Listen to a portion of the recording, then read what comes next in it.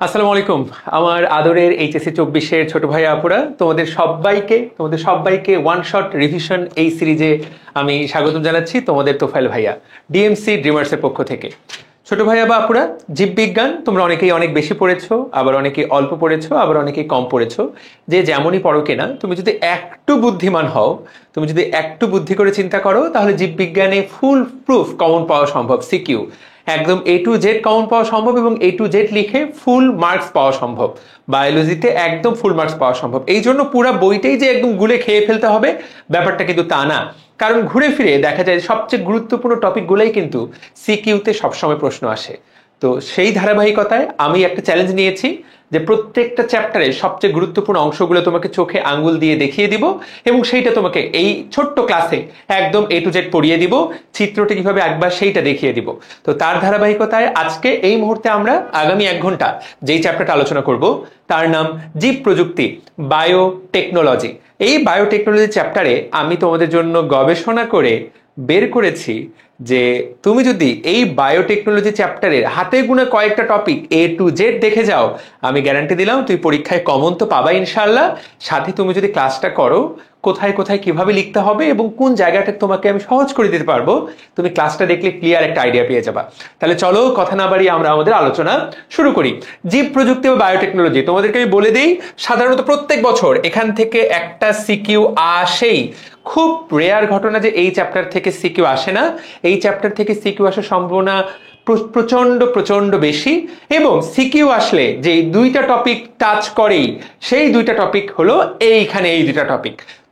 আমি জানি না তুমি বায়োটেকনোলজি চ্যাপ্টারটা পড়েছো কিনা, না পড়লে তুমি আমার সাথে আগামী 1 ঘন্টা এই দুইটা টপিক চলো আমরা পড়ে ফেলি। একটার নাম টিস্যু কালচার। এই যে টিস্যু কালচার, এই টিস্যু কালচারের হয় ধাপ আসবে এবং না হয় তার গুরুত্ব আসবে। কোন বোর্ডে শুধুমাত্র টিস্যু কালচার থেকেই গ এবং ঘ দুইটা প্রশ্নই আসতে পারে। আবার কোন বোর্ডে টিস্যু কালচারের সাথে ডিএনএ রিকম্বিনেশন প্রযুক্তিটা এক করে দিল, এক করে দিয়ে সেটার ধাপ এবং গুরুত্ব যে কোনো একটা দিয়ে দিল। তো বেশিরভাগ জায়গায় প্রশ্নগুলো কেমন হয়? প্রশ্ন এরকম হবে, টিস্যু কালচারের ধাপ বর্ণনা করো, ডিএনএ রিকম্বিনেন্ট প্রযুক্তির গুরুত্ব বর্ণনা করো, অথবা ডিএনএ রিকম্বিনেন্ট প্রযুক্তির ধাপ বর্ণনা করো, টিস্যু কালচার পদ্ধতির গুরুত্ব বর্ণনা করো। তুমি দুইটাই যদি পড়ে যাও, তাহলে তুমি এই চ্যাপ্টার থেকে পুরোপুরি লিখে আসতে পারবা। এবং এই চ্যাপ্টার থেকে তুমি যদি প্রশ্নের উত্তর করো চিত্র সহ, আমি তোমাকে বললাম you can earn full marks. তুমি সম্পূর্ণ ফুল মার্ক অর্জন করতে পারবা। কারণ এখানে বানায় লেখার কোনোই দরকার নাই, বানায় লেখার কোনো সুযোগও নাই, এবং সেটার প্রয়োজনও তোমার বানায় লেখার প্রয়োজনও হবে না। এবং এখানে মার্ক কাটার জায়গা নাই। এই চ্যাপ্টারটা পুরোপুরি ম্যাথের মতো একটা চ্যাপ্টার, পুরোপুরি ম্যাথের মতো। তো যেহেতু ম্যাথের মতো একটা চ্যাপ্টার, তাহলে আমরা এই দুইটা টপিক সবাই গুরুত্ব সহকারে পড়ে ফেলবো। এইটুকু পড়লে আমরা গ ঘ উত্তর করতে পারবো। আর এই কয়েকটা টপিক তোমার খ নাম্বারে শর্ট নোট আকারে আসতে পারে। পিসিআর সম্পর্কে জানতে হবে, প্লাজমিড এইটা সম্পর্কে খ নাম্বারে চলে আসতে পারে, জিনোম সিকোয়েন্সিং খ নাম্বারে আসতে পারে, রেস্ট্রিকশন এনজাইম সম্পর্কে খ নাম্বারে আসতে পারে। এইগুলো মোস্ট ইম্পর্টেন্ট। তুমি যদি আমাকে বলো ভাইয়া পরীক্ষায় কোনগুলো আসবে, এইগুলো হলো তোমার মোস্ট ইম্পর্টেন্ট। 1 2 3 4 5 6 7 7 স্টার, এইগুলা পড়ে যেতেই হবে। আমি আগামী কিছুক্ষণ তোমাকে এই টপিকগুলো পড়াই দিব, তারপরে ওভারঅল চ্যাপ্টারটা দেখাই দিব যে কোনো কিছু মিস গেছে কিনা, চোখ বুলাবা কিনা। তাহলে চলো। এবং তোমরা বলতে পারো যে ভাইয়া আমি বিশ্বাস করি না, এইগুলো থেকেই যে প্রশ্ন হবে বিশ্বাস করি না। তোমরা সবাই জানো যে আমাদের একটা অসাধারণ ড্রিম নোট কোয়েশ্চেন আছে। এই ড্রিম নোট কোয়েশ্চেনে সকল কলেজের সকল বোর্ডের প্রশ্নগুলো অ্যানালাইজ করে আমরা দেখেছি যে প্রশ্ন কিরকম হতে পারে। তোমরা যদি বিশ্বাস না করো, চলো আমরা দেখি তো প্রশ্ন কিরকম হতে পারে, অনুধাবনমূলকের প্রশ্ন কিরকম হতে পারে। তুমি এখানে দেখো খ নাম্বারে একটা নির্দিষ্ট কাঙ্ক্ষিত জিন স্থানান্তর করে ফসলি উদ্ভিদের উন্নত জাত সৃষ্টি করা যায়। আবার নিয়ন্ত্রিত পরিবেশে গাছের টিস্যু থেকেও রোগমুক্ত জাত সৃষ্টি করা যায়। ভাইয়া খেয়াল করো, এইখানে একটা পদ্ধতির কথা বলা হয়েছে, জিন স্থানান্তর। আর যখন আরেকটা পদ্ধতি টিস্যু, যখনই জিন স্থানান্তরের কথা বলা হবে সেইটা রিকম্বিনেন্ট ডিএনএ প্রযুক্তি। যখনই টিস্যু কালচারের কথা বলা হবে, যখনই টিস্যুর কথা বলা হবে সেইটা হলো টিস্যু কালচার। তাহলে টিস্যু থাকলে টিস্যু কালচার, আর জিন কথাটা থাকলে ধরে নিতে হবে রিকম্বিনেন্ট ডিএনএ প্রযুক্তি, জিন স্থানান্তর। উদ্দীপকের প্রথম প্রক্রিয়াটির বর্ণনা দাও, রিকম্বিনেন্ট ডিএনএ প্রযুক্তির ধাপ। আর উদ্দীপকের দ্বিতীয় প্রক্রিয়াটি কৃষি উন্নয়নে কি ভূমিকা রাখে? ও ভাই ও বোনেরা, টিস্যু কালচারের গুরুত্ব। আমার কথাটা কি ফলে গেছে? তাহলে এইটা আসলো, এইটা আসলো। আচ্ছা, এইটা কতগুলো বোর্ডে আসছে তুমি বিশ্বাস করতে পারবা না। এই যে টিস্যু কালচারের ছবি, এই যে রিকম্বিনেন্ট ডিএনএ প্রযুক্তির ছবি। প্রিয় ভাই ও বোনেরা তাকায় দেখো, চিত্রে বি প্রক্রিয়ায় কিভাবে ডায়াবেটিস রোগের ঔষধ তৈরি করা যায়। ও ভাই বোনেরা, ডায়াবেটিস রোগের ঔষধ মানে রিকম্বিনেন্ট ডিএনএ প্রযুক্তির ধাপ।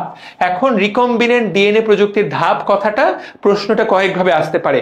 হয় এই পদ্ধতিটা ধাপ লেখো, নাহলে এইভাবে দিয়ে দিতে পারে যে কিভাবে ডায়াবেটিস রোগের ঔষধ বানাবা, বা আরো দুই একভাবে আসতে পারে ইনসুলিন উৎপন্ন। ডায়াবেটিস রোগের ঔষধ মানে কি, কিভাবে ইনসুলিন তৈরি করা যায়। যাহাই ইনসুলিন তৈরির উপায়, তাহাই রিকম্বিনেন্ট ডিএনএ প্রযুক্তির ধাপ। এইটা হুবহু একই কথা। তাহলে উত্তর করতে পারবো। চিত্র 1, কৃষিক্ষেত্রে কিভাবে গুরুত্বপূর্ণ ভূমিকা পালন করে। এই তো ডান, আশা করি বুঝতে পেরেছি, তাই না?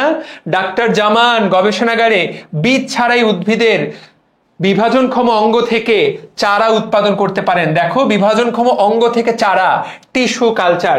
অপরদিকে ডক্টর আশরাফ ডিএনএর পরিবর্তন। ভাই, চারা উৎপাদন পদ্ধতি, টিস্যু কালচার পদ্ধতির বর্ণনা, গুরুত্ব, রিকম্বিনেন্ট ডিএনএর গুরুত্ব।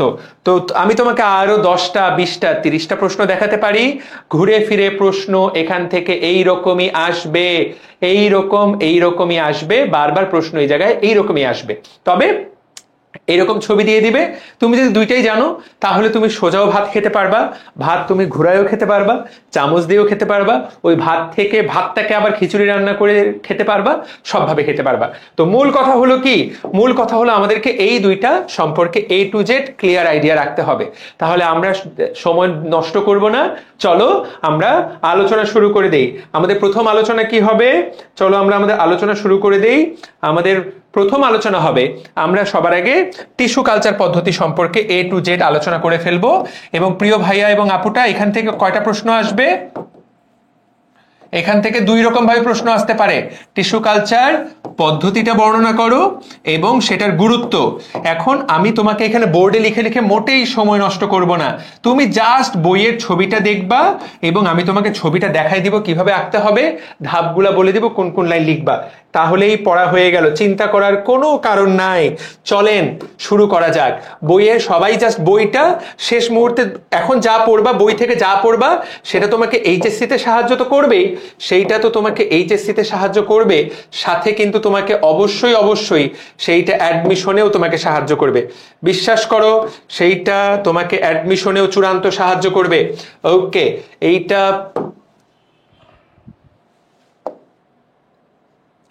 ওয়েট ফর আ সেকেন্ড, আমরা এটা দেখে ফেলি। তো এখান থেকে এমসিকিউ এর জন্য আমি দেখাই দিব যে কোন কোন লাইন থেকে এমসিকিউ আসার সম্ভাবনা প্রবল, সেইটাও আমি খুব দ্রুতই দেখিয়ে দিব, চিন্তা করো না। বাট এই টপিকগুলো আমরা আলোচনা শুরু করব। সবার আগে আমাদের আলোচনার টপিক জীব প্রযুক্তির কোন টপিকটা? Tissue culture. ওকে, টিস্যু কালচারের A to Z আগামী 15 মিনিটে আমি পড়াই দিব। এখানকার এমসিকিউটাও এখনই কভার করে দিচ্ছি, চেষ্টা করব এখানকার এমসিকিউটা এক্ষুনি কভার করে দেওয়ার। আর তবে আগে সিকিউ করতে হবে, তারপর এমসিকিউ। আগে সিকিউ, তারপর এমসিকিউ। ভাইয়া এখানে অনেক কথা লিখা, এইগুলো না, আমাদের এখানে অনেকগুলো কথা লিখা, এখানে এতগুলো কথা না। আমরা সবার আগে পড়বো এখন পদ্ধতি বললে আমরা কতটুকু লিখবো, টিস্যু কালচার পদ্ধতি বললে আমরা কতটুকু লিখবো। তো যারা আমরা একদমই পড়িনি তাদের জন্য সবার আগে টিস্যু কালচার জিনিসটা কি সেটা আমরা আগে আলোচনা করব এবং তারপরে টিস্যু কালচারের পদ্ধতিটা লিখব।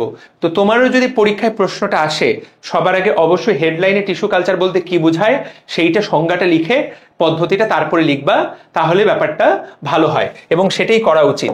দেখো, উদ্ভিদ টিস্যু কালচার, তো নামটা শুনেই বলা যাচ্ছে। তুমি এখানে দেখো টিস্যু কালচার। এখানে কালচার শব্দের অর্থ হলো, আমরা এগ্রিকালচার শব্দটার সাথে পরিচিত সবাই, তাই না? এগ্রিকালচার, চাষাবাদ। তো টিস্যু কালচার, টিস্যুকে নিয়ে আমরা চাষ করব, চাষ করে ছোট্ট একটা গাছের ছোট্ট একটা অংশ থেকে সম্পূর্ণ একটা গাছ তৈরি করব। তুমি একটা গাছের পাতা থেকে সম্পূর্ণ একটা গাছ তৈরি করলা, গাছের একটা ছোট্ট কয়েকটা কোষ, একটা ছোট্ট খণ্ড কেটে নিলা, কেটে ওখান থেকে বড় একটা গাছ তৈরি করলা। এই পদ্ধতিটাকে বলা হচ্ছে টিস্যু কালচার। দেখো এখানে সংজ্ঞাটা দিয়ে দেওয়াটা বুদ্ধিমানের কাজ। দেখো সংজ্ঞাটা কত সুন্দর করে দেওয়া, গবেষণাগারে কোন টিস্যুকে পুষ্টির মাধ্যমে কালচার করার নামই হলো টিস্যু কালচার। তুমি চাইলে এই সংজ্ঞাটাও লিখতে পারো, বা এই সংজ্ঞাটার একটা বড় ভার্সন আছে, সেটা হলো উদ্ভিদের বিভাজনক্ষম, যেটা কিনা বিভাজিত হতে পারে যে কোনো অঙ্গ থেকে কোন টিস্যু, ওই বিভাজনক্ষম অঙ্গ থেকে টিস্যু নিয়ে, যেই টিস্যুটা হবে জীবাণুমুক্ত, সেটাকে পুষ্টি মাধ্যমে বড় করে সম্পূর্ণ উদ্ভিদ তৈরি করাকেই বলা হয় টিস্যু কালচার। এখন উদ্ভিদের বিভাজনক্ষম অঙ্গ কি কি আছে? শীর্ষ মুকুল, কক্ষ মুকুল, কচি পাতা, পাপড়ি।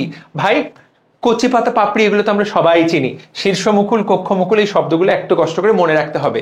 সহজ ভাষায় উদ্ভিদের যে কোনো একটা টিস্যুকে নিয়ে জীবাণুমুক্ত করে গবেষণাগারে ওইখান থেকে নতুন একটা উদ্ভিদ তৈরি করাকে বলে টিস্যু কালচার। তুমি যদি এই লাইনটাও লিখো এতে কোনো সমস্যা নাই। এইটা কিন্তু তোমার খ নাম্বারেও আসতে পারে। টিস্যু কালচার বলতে কি বোঝো, এই সংজ্ঞাটা তুমি আগে দিয়ে দিবা, এবং এই সংজ্ঞাটা দিয়ে দেওয়ার পরে তুমি টিস্যু কালচার পদ্ধতির আলোচনা শুরু করবা। ঠিক আছে? আমরা যেহেতু সিকিউ পড়ছি, এই মুহূর্তে এমসিকিউ আমরা পড়বো না, এই মুহূর্তে আর এমসিকিউ পড়বো না। আচ্ছা, তবে এইখানে দুটো টার্ম আমাদেরকে জেনে রাখতে হবে। ভাইয়া দেখো টিস্যু কালচার পদ্ধতির মূল কথাটা কি?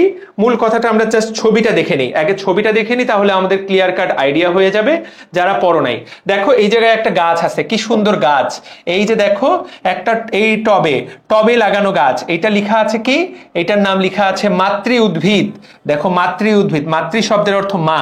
তাহলে এই গাছ থেকে খেলা শুরু হলো, এই গাছ থেকে ছোট্ট একটা টিস্যু কেটে নেওয়া হলো। দেখো টিস্যু, এই টিস্যু তুমি আঁকতে পারবা না। এই যে কেটে নেওয়া টিস্যুটাকে বলা হয় এক্সপ্লান্ট। এক্সপ্লান্ট, প্লান্ট থেকে এক্সিশন করে নিলাম, এক্সিশন মানে হলো কেটে ফেলা, প্লান্ট থেকে এক্সিশন করে নিলাম। তাহলে এই এক্সপ্লান্টটাকে আমরা এরপর কোথায় বসাবো? কালচার মিডিয়ামে। তুমি একটা, এটা কি দেখাচ্ছ, কি সুন্দর একটা টেস্ট টিউব বা বিকার, বিকারের মধ্যে কালচার মিডিয়াম নেওয়া আছে, যেখানে তুমি, যেমন আমরা ধান লাগাই জমিতে, তার আগে জমিটাকে প্রস্তুত করে নিতে হয়। তো এই জায়গায় যে মিডিয়ামটা, সেটা নাম হলো কালচার মিডিয়াম। এই জায়গায় আমরা এক্সপ্লান্ট টিস্যুটাকে এই জায়গায় স্থাপন করলাম। কিছুদিন পর সেই জায়গায় কি তৈরি হলো? কিছুদিন পর সেই টিস্যুটা বড় হলো, সেটা নাম হলো ক্যালাস। এই ক্যালাসটার কোনো মূল নাই, এই ক্যালাসটার কোনো কাণ্ড নাই, এই ক্যালাসটাকে তুমি আলাদা করতে পারবা না, ওইটা একটা টিস্যু খণ্ড। সহজ ভাষায় ছোট্ট থেকে জিনিসটা বড় হলো, ওইটা দেখো একটা টিস্যু খণ্ড, এইটার নাম হলো ক্যালাস। এই ক্যালাস থেকে পরবর্তীতে যখন মূল তৈরি হবে, ছোট্ট ছোট্ট কাণ্ড তৈরি হবে, পাতা তৈরি হবে, তখন সেটাকে আমরা বলবো চারা। দেখো ছোট চারা সৃষ্টি, ছোট চারাগুলো আস্তে আস্তে বড় হবে। তাহলে দেখো মূল সৃষ্টির জন্য এখান থেকে মূল তৈরি সূচনা হবে। এই মূলগুলো যাতে ভালো মতো তৈরি হয়, আমরা সেটাকে আলাদা একটা মিডিয়ামে স্থানান্তর করলাম। ছোট চারাটাকে বড় করার জন্য আরেকটা মিডিয়ামে নিয়ে গেলাম, সেখান থেকে পরবর্তীতে পুরোপুরি মূল তৈরি হলো। যখন মূল তৈরি হয়ে গেল, তখন সেটাকে আমরা মাটিতে টবে লাগাইলাম, এবং প্রত্যেকটা গাছ দেখো প্রকৃতিতে লাগানোর মতো হয়ে গেল, তার মায়ের মতোই হয়ে গেল। তাহলে আমাদেরকে এখানে কয়টা জিনিস আঁকতে হচ্ছে? এই যে জিনিসটা, এইটা একটা ছোট্ট ক্লাস 5-এর বাচ্চাও কিন্তু পারবে। শুরুতে একটা গাছ, যে কোনো ছবি তুমি যখন বায়োলজি পরীক্ষা দিতে যাবা, আমি যেটা সবসময় ফলো করতাম, ছবিটাকে কয়েকটা ভাগে পার্ট করে নিলে ছবিটা আঁকা আমাদের জন্য সহজ হয়, বা পরীক্ষার হলে আর ভুল হবে না। না হলে তুমি দেখা গেল যে 5টা টিউবের মধ্যে তুমি 3টা টিউব বা 4টা টিউব এঁকে আসছো, বা 6টা টিউব এঁকে আসছো। আমরা যদি ছবিটাকে ডিকোড না করি, তাহলে তুমি পরীক্ষায় ভুল করে আসবা। তো এখানে তুমি তাকায় দেখো, টবে লাগানো গাছ কয়টা জায়গায় আছে? 2টা, আর একটাতে আছে প্রাকৃতিক, তাই তো? তাহলে বড় গাছ কয় জায়গায় আছে? বড় গাছ আছে, বড় গাছ আছে 3 জায়গায়। আচ্ছা, আর টেস্ট টিউব আছে কয়টা? টেস্ট টিউব বা বিকার আছে, কালচার মিডিয়াম আছে কয়টা? 5টা। তাহলে ছবিতে আমাদের মোট লেভেলিং করতে হবে কয়টা জায়গায়? আর একটা টিস্যু, মোট 9টা জায়গায়। এই জিনিসটা তুমি যখন নিয়ে নিলা, জেনে নিলা, তোমার কিন্তু ছবিটা, তুমি তো প্রসেসটা জানো, তোমার কাছে কিন্তু ছবিটা অনেক বেশি সহজ হয়ে গেল। শুরুতে গাছ, গাছ থেকে টিস্যু নিলাম, টিস্যুটার নাম এক্সপ্লান্ট, কালচার মিডিয়ামে স্থাপন করলাম। তারপরে ধাপটা ক্যালাস সৃষ্টি, ভেরি ইম্পর্টেন্ট। কি তৈরি হচ্ছে? ক্যালাস তৈরি হচ্ছে। সেইখান থেকে ছোট চারা তৈরি হচ্ছে।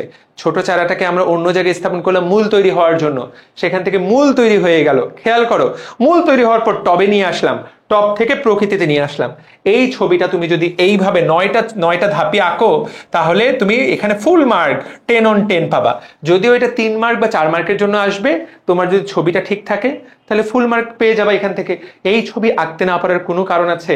এখানে এই টিস্যু, এই ক্যালাস, এইগুলা কেউ আঁকতে পারবে না বলে আমি বিশ্বাস করি না। এগুলা এইটাতে আঁকার কোনো মুনশিয়ানা নাই। এবং তবে প্রত্যেকটা সুন্দর করে স্কেল টেনে নিবা, এইভাবে স্কেল টেনে নিবা যাতে সবাই এক লেভেলে থাকে। এইখানে স্কেল টেনে নিবা যাতে সবাই এক লেভেলে থাকে। 2 লেয়ারে ছবিটা এঁকে ফেলবা। সবাই ছবিটা পারবা কিনা, সবার কাছে ছবিটা ক্লিয়ারলি ঢুকেছে কিনা মাথার মধ্যে, আশা করি বুঝাতে পেরেছি। তাহলে টিস্যু কালচারের ছবি আঁকা আমাদের ডান হয়ে গেল। টিস্যু কালচার পদ্ধতির চিত্র আমরা পড়ে ফেলতে পারলাম। উই হ্যাভ ডান দ্য চিত্র পার্ট, চিত্র আমাদের হয়ে গেল। এইবার ধাপের বর্ণনা কতটুকু লিখব, আমরা ধাপগুলো যে লিখব এই বর্ণনাটা কতটুকু লিখব। মনে রাখতে হবে বায়োলজিতে চিত্রটা সবচেয়ে গুরুত্বপূর্ণ। তুমি যদি জীববিজ্ঞানে ভালো মার্ক তুলতে চাও তাহলে চিত্রটা অবশ্যই সবচেয়ে গুরুত্বপূর্ণ। তুমি চেষ্টা করবা সাধারণত চিত্র সুন্দর পেজে আঁকার। আমি সবসময় বিশ্বাস করতাম যে যেই পেজগুলা চিত্র, আমরা এরকম খাতা থাকে তাই না, যদি আমার কাছে এই মুহূর্তে খাতাটা ছোট, তো এই পেজে আর এই পেজ সবসময় আমি এই পাশের পেজটাতে চিত্র আঁকার চেষ্টা করতাম, কারণ এই পাশের পেজটা চিত্র আঁকলে চিত্রটা বেশি ভালো হয়। ঠিক আছে, তুমিও চেষ্টা করবে চিত্রটা সবসময় এই পেজে আঁকার। ধরো টিস্যু কালচার পদ্ধতি সম্পর্কে তুমি এই জায়গায় লেখা শুরু করলা, 3 নং প্রশ্নের গ এর উত্তর টিস্যু কালচার পদ্ধতি, পয়েন্ট পয়েন্ট পয়েন্ট পয়েন্ট করে লিখলা। চিত্রটা এই জায়গায় মাঝে খুব সুন্দর করে থাকবে। চিত্র নিচেও না, চিত্র উপরেও না, চিত্র should be in the middle, চিত্রটা মাঝখানে থাকা উচিত। এই চিত্রটা সুন্দর করে, চাইলে পুরো একটা পেজ জুড়ে তুমি চিত্র আঁকতে পারো। আমি বিশ্বাস করি যে একটা পেজ জুড়ে পুরাটা চিত্র আঁকলেও ভালো, না আঁকলেও ভালো। যদি চিত্রের ডিমান্ড হয়, যেমন রিকম্বিনেন্ট ডিএনএ প্রযুক্তি, সেটাতে পুরা পেজ জুড়েই তুমি একটা চিত্র আঁকবা। কিন্তু টিস্যু কালচারে তুমি চাইলে পুরা পেজেও আঁকতে পারো, বা পেজের 3/4 এলাকা জুড়ে তুমি চিত্রটা আঁকতে পারো। এইটা ছবি আঁকতে কিন্তু 3/4 এলাকা নাও লাগতে পারে। তুমি খাতাটাকে সুন্দর করে, তুমি যদি খাতাটাকে গুছায় নাও, তাহলে কিন্তু এটা তোমার যদি খাতা হয়, এই যে তোমার খাতা, তাহলে এইটুকু জায়গার মধ্যে তোমার চিত্রটা হয়ে যেতে পারে। উপরে একটা ছোট্ট প্যারা থাকতে পারে, নিচে একটা ছোট্ট প্যারা, বা নিচে কোনো প্যারা না থাকলে নাই। তো এটা তোমার মার্ককে নিশ্চিত করবে। তো চলো আমরা ধাপগুলা পড়ে ফেলি, তাহলে তুমি বলবা যে ভাইয়া টপিকটা তো আমার পড়া হয়ে গেল। চলো দেখা যাক আর কি লিখতে হবে। আর কিছু আসলে লিখতে হবে, সংজ্ঞাটা লিখবো। আচ্ছা, এখন টিস্যু কালচার পদ্ধতি, এই পদ্ধতির ভাইয়া দেখো টিস্যু কালচারের ধাপসমূহ তুমি চাইলে সরাসরি এই জায়গা থেকে লিখতে পারো। টিস্যু কালচারের ধাপসমূহ এইটা লিখলেই আসলে হয়ে যায়। এর বাইরে আসলে কিছু নাই, এই 8টা ধাপ লিখলেই হয়ে যায়। কিন্তু কেউ যদি মনে করো যে আমি আর একটু বেটার লিখতে চাই অন্য সবার চেয়ে, তুমি যদি ধাপ চাইলে আসলে ধাপই লেখা উচিত। কিন্তু কেউ যদি মনে করে যে টিস্যু কালচার পদ্ধতির জন্য কি কি শর্ত লাগে, তাহলে সে এইগুলো যন্ত্রপাতি, কাচের উপকরণ, রাসায়নিক দ্রব্য এইগুলো লিখতে পারে। যে কি কি লাগে এইগুলো হলো তোমার শর্ত। কি কি যন্ত্রপাতি লাগবে, কোন কোন কাচের উপাদান লাগবে, কি কি রাসায়নিক দ্রব্য লাগবে, অন্যান্য উপকরণ, জীবাণুমুক্ত পরিবেশ কি কি কিভাবে লাগবে, এইটা যে লিখতে পারো। কিন্তু আমাকে যদি কেউ প্রশ্ন করে যে ভাই লিখবো কিনা, আমি বলবো যে এমনিই টাইম কম, তুমি লেখার দরকার নাই। তুমি কোথা থেকে লেখা শুরু করবা? তুমি লেখা শুরু করবে এই জায়গা থেকে। নিম্নলিখিত ধাপগুলো টিস্যু কালচার পদ্ধতি, বইয়ে যেইভাবে লেখা আছে এইভাবেই। ছবিটা পড়া হয়ে গেছে, আমি তোমার গ্যারান্টি দিলাম তোমার অলরেডি এটা পড়া শেষ। তাকায় দেখো প্রথম কাজটা কি, মাতৃ উদ্ভিদ বা এক্সপ্লান্ট নির্বাচন। প্রিয় ভাই ও বোনেরা, মাতৃ উদ্ভিদ বা এক্সপ্লান্ট নির্বাচন। তুমি এখানে তাকায় দেখো, এই যে প্রথম ধাপ, এই যে মাতৃ উদ্ভিদ, কোন উদ্ভিদ থেকে আমি কোন উদ্ভিদে টিস্যু কালচার করব, সেই উদ্ভিদটাকে বলা হয় মাতৃ উদ্ভিদ। যেই উদ্ভিদটা থেকে টিস্যু কালচার করা হবে সেই উদ্ভিদটাকে বলা হয় মাতৃ উদ্ভিদ। সবার আগে এই লাইনটা লিখবা, যে উদ্ভিদ থেকে এক্সপ্লান্ট নেওয়া হয় সেটাকে বলে মাতৃ উদ্ভিদ। মাতৃ উদ্ভিদের যেই অংশটা আমরা সংগ্রহ করি সেই অংশটাকে বলে এক্সপ্লান্ট। এই সংজ্ঞা দুটো খুবই গুরুত্বপূর্ণ। পুরা উদ্ভিদটা হলো মাতৃ উদ্ভিদ, উদ্ভিদের টিস্যুটার নাম কি? টিস্যুটার নাম এক্সপ্লান্ট। এক্সপ্লান্ট শব্দটা কেন? কারণ প্লান্ট থেকে আমরা এক্সসিশন করছি। এক্সসিশন মানে কেটে ফেলা, কেটে বাইরে নিয়ে আসছি। তাহলে মাতৃ উদ্ভিদে সংগৃহীত টিস্যুটাকে বলা হয় এক্সপ্লান্ট। সবার আগে লিখবা এই দুটো লাইন, তারপরে লিখবা কোন জিনিসটা আমরা এক্সসিশন করি। দেখো, উদ্ভিদটাকে অবশ্যই নীরোগ এবং উৎকৃষ্ট বৈশিষ্ট্য মণ্ডিত হতে হবে। ঠিক আছে, এই লাইনটা লিখলেই হয়ে গেল। সাধারণত শীর্ষমুকুল, পার্শ্বমুকুল এক্সপ্লান্ট হিসাবে অধিক ব্যবহৃত হয়, তবে পর্ব বা পাতার শীর্ষ ব্যবহৃত হয়। তুমি যদি এই কয়েকটা লাইন লিখো, উদ্ভিদ প্রথমে আমরা মাতৃ উদ্ভিদ শনাক্ত করি, উদ্ভিদের টিস্যুটাকে বলে এক্সপ্লান্ট। সুস্থ এবং নিরোগ হতে হবে উদ্ভিদটা। উদ্ভিদের কোন জায়গাটা থেকে আমরা নেই? শীর্ষমুকুল, পার্শ্বমুকুল, পর্ব বা পাতার শীর্ষ। 4টা লাইন সুন্দর করে পয়েন্ট পয়েন্ট করে লেখা দরকার নেই, একটা প্যারা করে লিখবা, বেশি কথা লিখবা না। এই 4টা কথা লিখলা, ডান। এরপর আমরা ছবিতে খেয়াল করো, ছবিতে কিন্তু এরপর এইটা সরাসরি মিডিয়াম স্থাপন করছে, কিন্তু আমরা এই যে মিডিয়ামটা কোথা থেকে আসলো সেটার একটা পরিচয় দিতে হবে না? ছবিতে তো তুমি ডিরেক্ট মিডিয়ামকে স্থানান্তর করে দিলা, তো তোমাকে তো আগে মিডিয়ামটা তৈরি করতে হবে। সেই জন্য দ্বিতীয় ধাপের নাম হলো কালচার মিডিয়াম বা আবাদ মাধ্যম তৈরি। ঠিক আছে, তুমি লিখবা যে টিস্যু কালচারের জন্য কি দরকার? একটা কালচার মিডিয়াম দরকার। তুমি লিখবা যে বেশ কয়েক রকম রাসায়নিক উপাদান মিলিয়ে এই কালচার মিডিয়াম তৈরি করা হয়। এই রাসায়নিক উপাদানগুলা কয়েকটাকে বলে মুখ্য উপাদান, কয়েকটাকে বলে গৌণ উপাদান, এবং এর মধ্যে ভিটামিন দেওয়া হয়, সুক্রোজ দেওয়া হয়, ফাইটো হরমোন দেওয়া হয়। তুমি বলবা ফাইটো হরমোন কি জিনিস? নামটা শুনে তোমরা একটু ভয় পেয়ে যেতে পারো। নতুন যারা পড়ালেখা করছো বা যারা পুরাতন পড়ালেখা করছো তাদের জন্য আমি বলে দেই, ফাইটো হরমোন এইটা দেখে ভয় পাওয়ার কোনো কারণ নাই। ফাইটো শব্দের অর্থ উদ্ভিদ, এবং হরমোন মানে তো হরমোন, উদ্ভিদের হরমোন। ভাইয়া আমরা কি করি বলতো? ছোট্ট এই পাত্রের মধ্যে একটা টিস্যু রাখছি, সেই টিস্যু থেকে গাছ তৈরি হবে। ভাইয়া এই টিস্যুটা খাবার পাবে কোথা থেকে? এই যে হরমোনটা তাকে সাহায্য করবে বড় হতে, এই যে সুক্রোজ তাকে খাবার দিবে, এই যে ভিটামিন তাকে সাহায্য করবে। আর এই যে কালচার মিডিয়ামটা যাতে একটু থকথকে জেলির মতো হয়। আমরা সবাই জেলি চিনি, আমরা সবাই পুডিং চিনি, জেলি, পুডিং, এইটার যে ঘনত্বটা, কালচার মিডিয়ামের ঘনত্বটা একই রকম থাকে। এই ঘনত্বটা তৈরি করার জন্য এগার মিশাতে হয়। কি মিশাতে হয়? এগার। শব্দটার নাম দেখে রাখো, শব্দটার নাম এগার। যারা জানো না, এটা কিন্তু এমসিকিউ কভার করে দিবে। কালচার মিডিয়ামের ঘনত্ব রক্ষা করে কে? উত্তরটা হবে কি? উত্তরটা হলো এগার। That's it. তাহলে আমরা বলবো টিস্যু কালচার পদ্ধতিতে আমাদের একটা কালচার মিডিয়াম দরকার, যেখানে বেশ কিছু রাসায়নিক উপাদান দরকার। উপাদানগুলা এর মধ্যে কিছু মুখ্য উপাদান যেগুলো না হলে নয়, কিছু গৌণ উপাদান যেগুলো হলে ভালো, না হলেও চলবে। এছাড়া তাতে কিছু ভিটামিন দেওয়া হয়, সুক্রোজ দেওয়া হয়, ফাইটো হরমোন দেওয়া হয়, আর কালচারটাকে ঘন করার জন্য দেওয়া হয় এগার। এখন দ্যাটস ইট।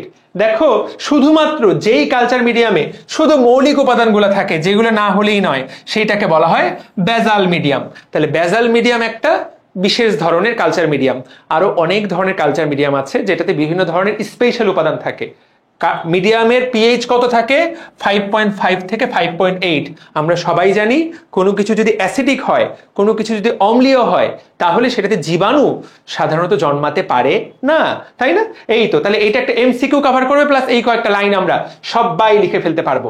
এখন খুব গুরুত্বপূর্ণ কথা, এই পদ্ধতিতে সবচেয়ে গুরুত্বপূর্ণ শর্ত হলো জীবাণুমুক্তকরণ। এই পুরা প্রসেসটা হতে হবে ল্যাবরেটরিতে। এটা কিন্তু রাস্তাঘাটে তুমি টিস্যু কালচার করতে পারবা না। ওই যে রাস্তাঘাটে তুমি কালচার মিডিয়াম টিস্যু রাখলা, ওখান থেকে জন্মাবে, ব্যাপারটা তা না।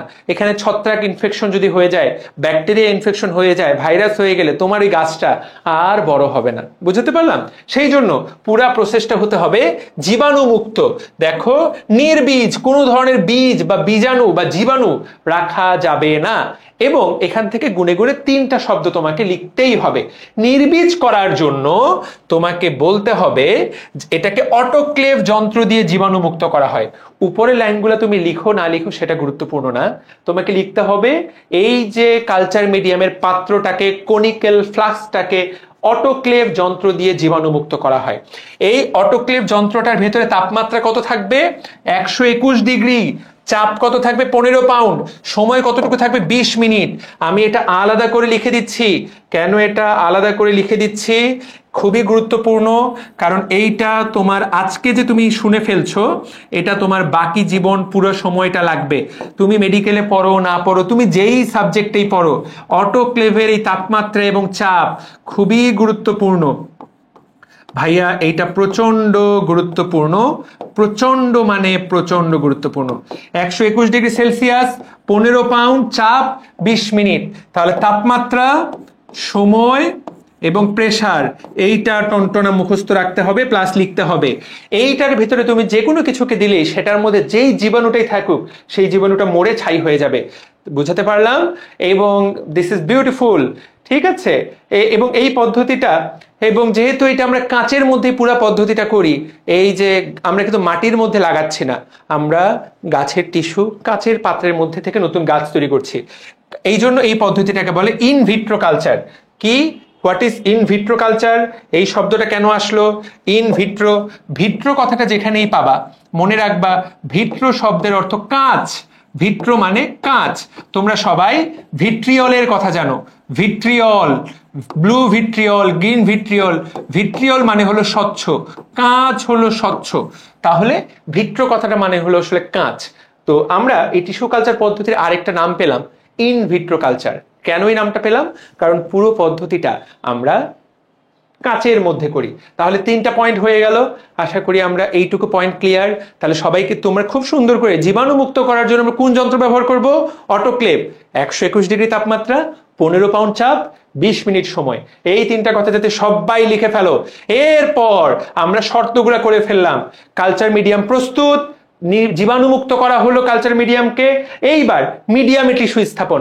ভাইয়া এইখানে আর পড়ালেখার কিচ্ছু নাই, জাস্ট লিখবা।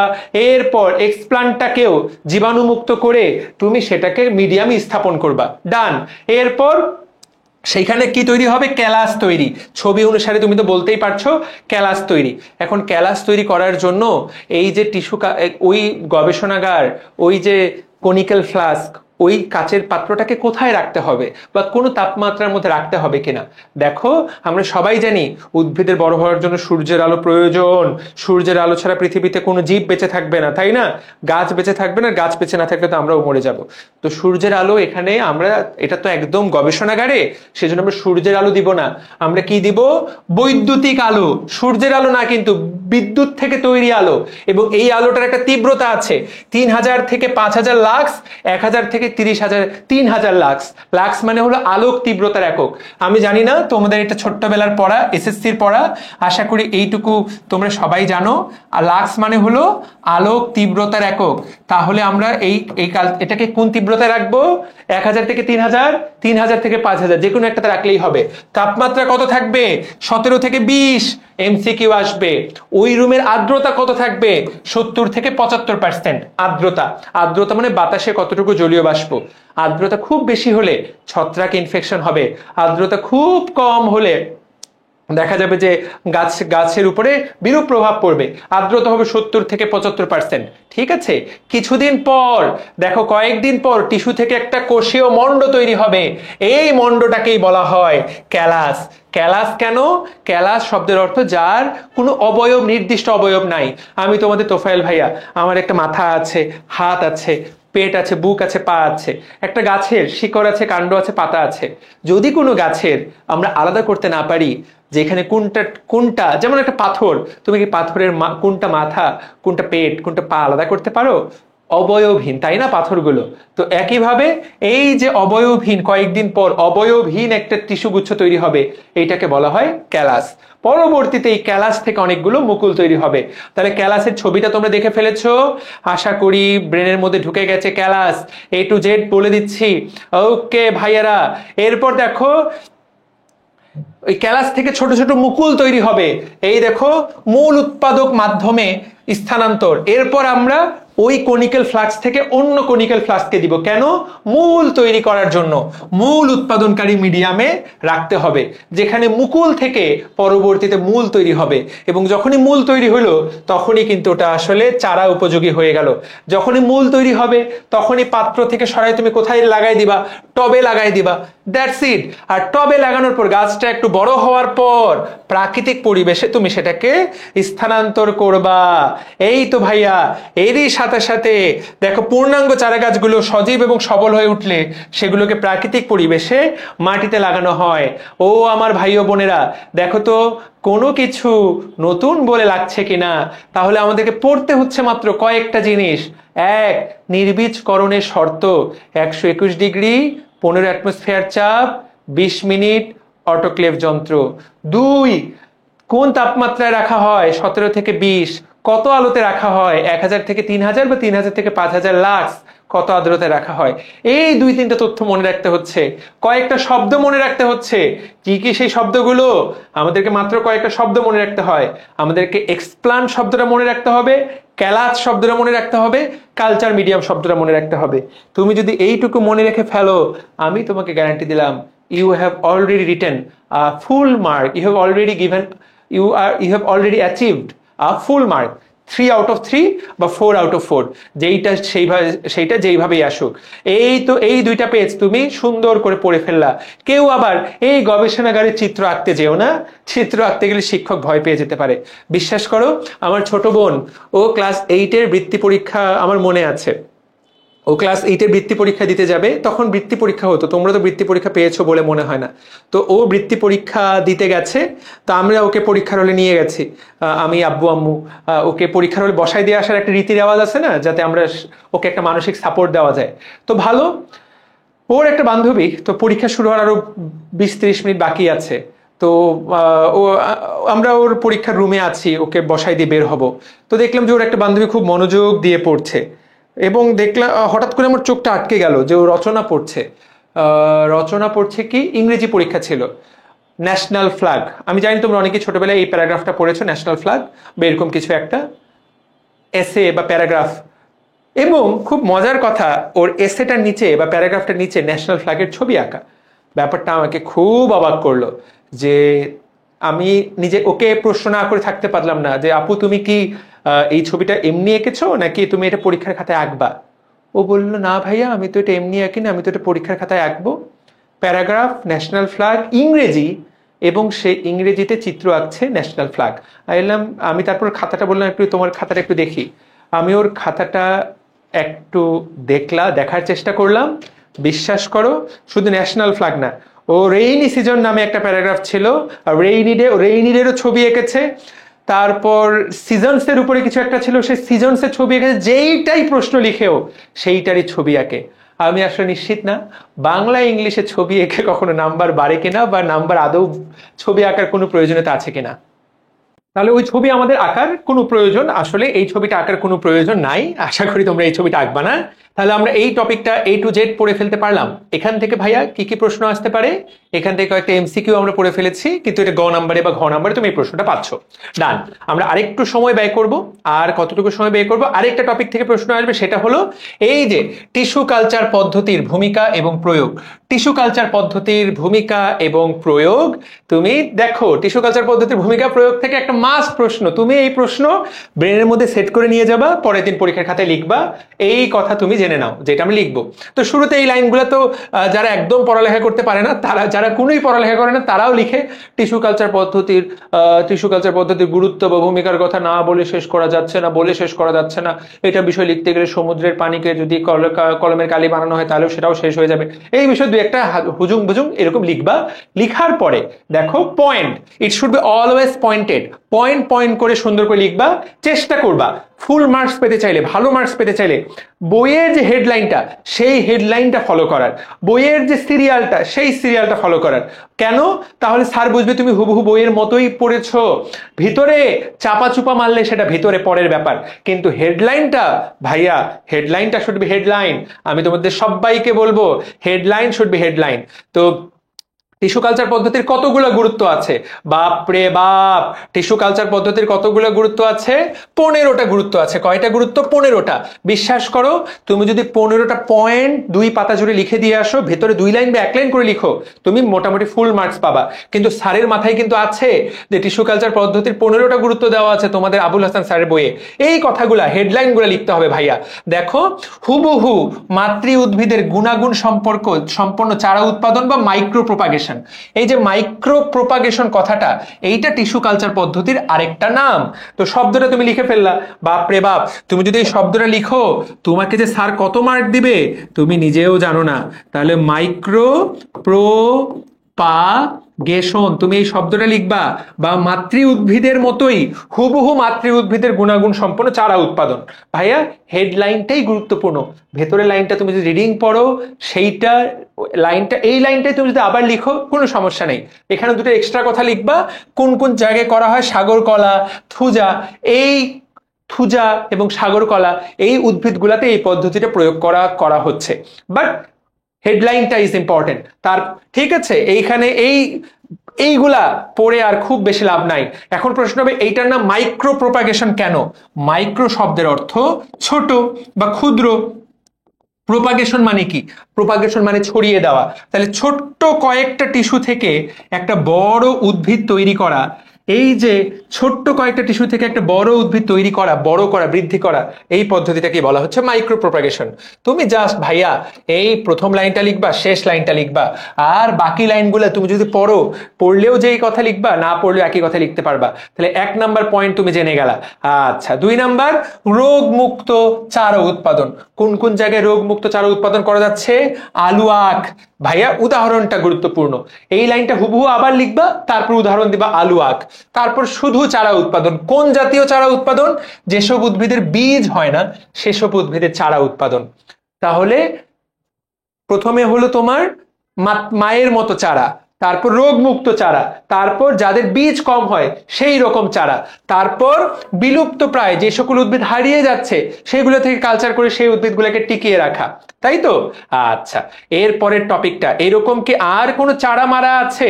দেখো, অধিক সময়ে অল্প সময়ে অধিক চারা উৎপাদন। এখানে কয়েকটা জিনিস দিকে তাকায় দেখো। এইগুলো লিখতে কিন্তু কোনো ব্রেন খরচ করতে হবে না।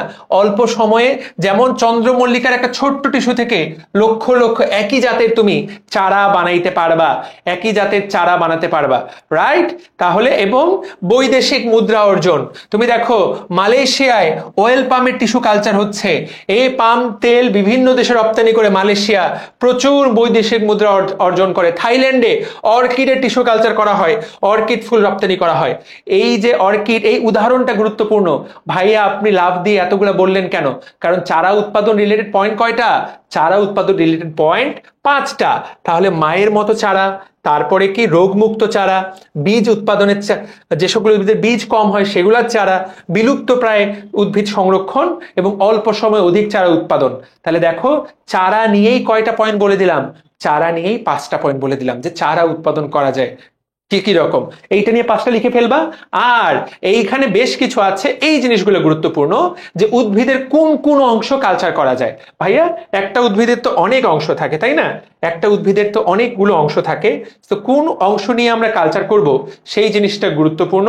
এইটাই এখানে আলোচনা করা হচ্ছে, যে উদ্ভিদের কোন কোন জায়গার কালচার করা যেতে পারে। তো সেইটাই আমি তোমাদেরকে দেখাবো, যে উদ্ভিদের কোন কোন জায়গার কালচার। একটু তাকায় দেখো, এই জায়গায় কি দেওয়া আছে? ভ্রূণ কালচার প্রযুক্তি। একটু তাকাও, হেডলাইনটা কি? ভ্রূণ কালচার। তারপর সংকর উদ্ভিদ উৎপাদনের ক্ষেত্রে প্রোটোপ্লাস্টের মিলন বা ফিউশন 2টা। তারপর মেরিস্টেম কালচার, ভাজক টিস্যু কালচার। হ্যাপ্লয়েড উদ্ভিদ উৎপাদন, পরাগরেণু বা পরাগধানী কালচার। ঠিক আছে, একটু খেয়াল করেছো? তাহলে কোন কোন জায়গা কালচার করছি আমরা? তাহলে কি কি কালচার, এইগুলা কেন লিখছি? কারণ এই পয়েন্টগুলো তোমরা ভালো করে খেয়াল করো না, তোমরা ভাবো এগুলো সবকিছুই একই। মেরিস্টেম বা ভাজক টিস্যু কালচার, ভ্রূণ কালচার। তুমি যদি জিনিসটা বুঝো তাহলে পরীক্ষায় যে আমার কথাটাই তুমি একদম ঘাটাঘাট লিখে ফেলতে পারবা। পরাগরেণু পরাগধানী কালচার, পরাগধানী বা পরাগরেণু কালচার।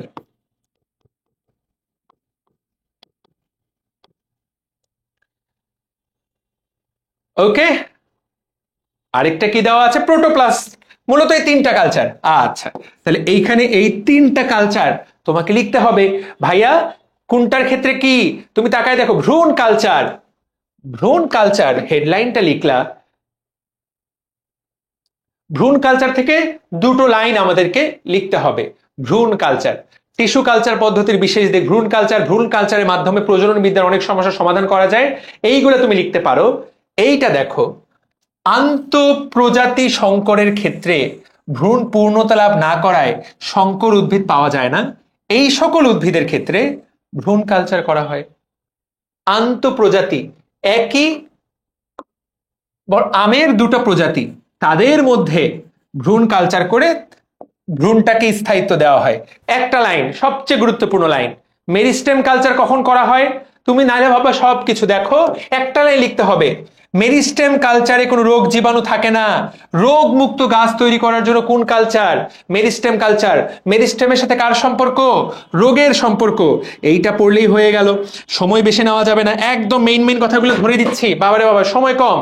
আর পরাগ রেণু, পরাগধানী কালচারের মাধ্যমে কি উদ্ভিদ তৈরি করা যায়, হ্যাপ্লয়েড উদ্ভিদ।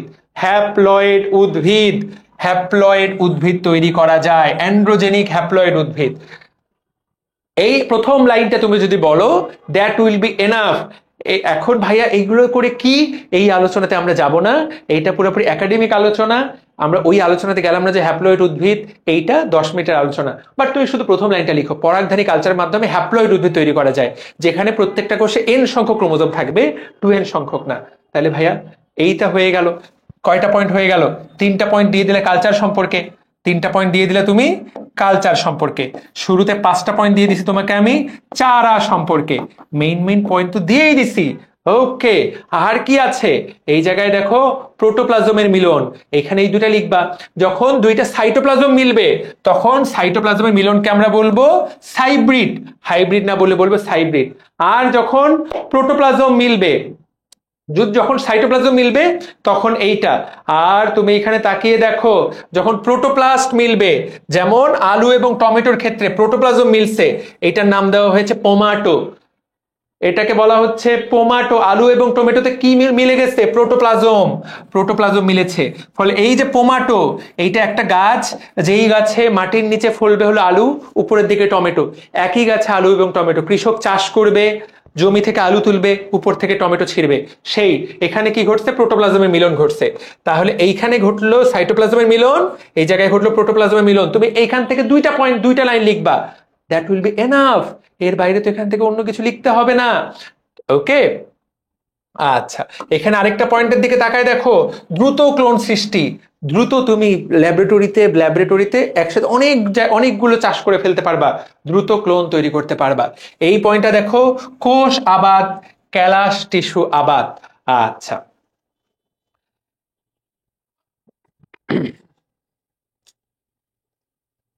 এখানে দুটো টার্ম দেওয়া আছে, টার্মগুলো তুমি যদি পরীক্ষায় লিখো তোমার মার্ক বেড়ে যাবে।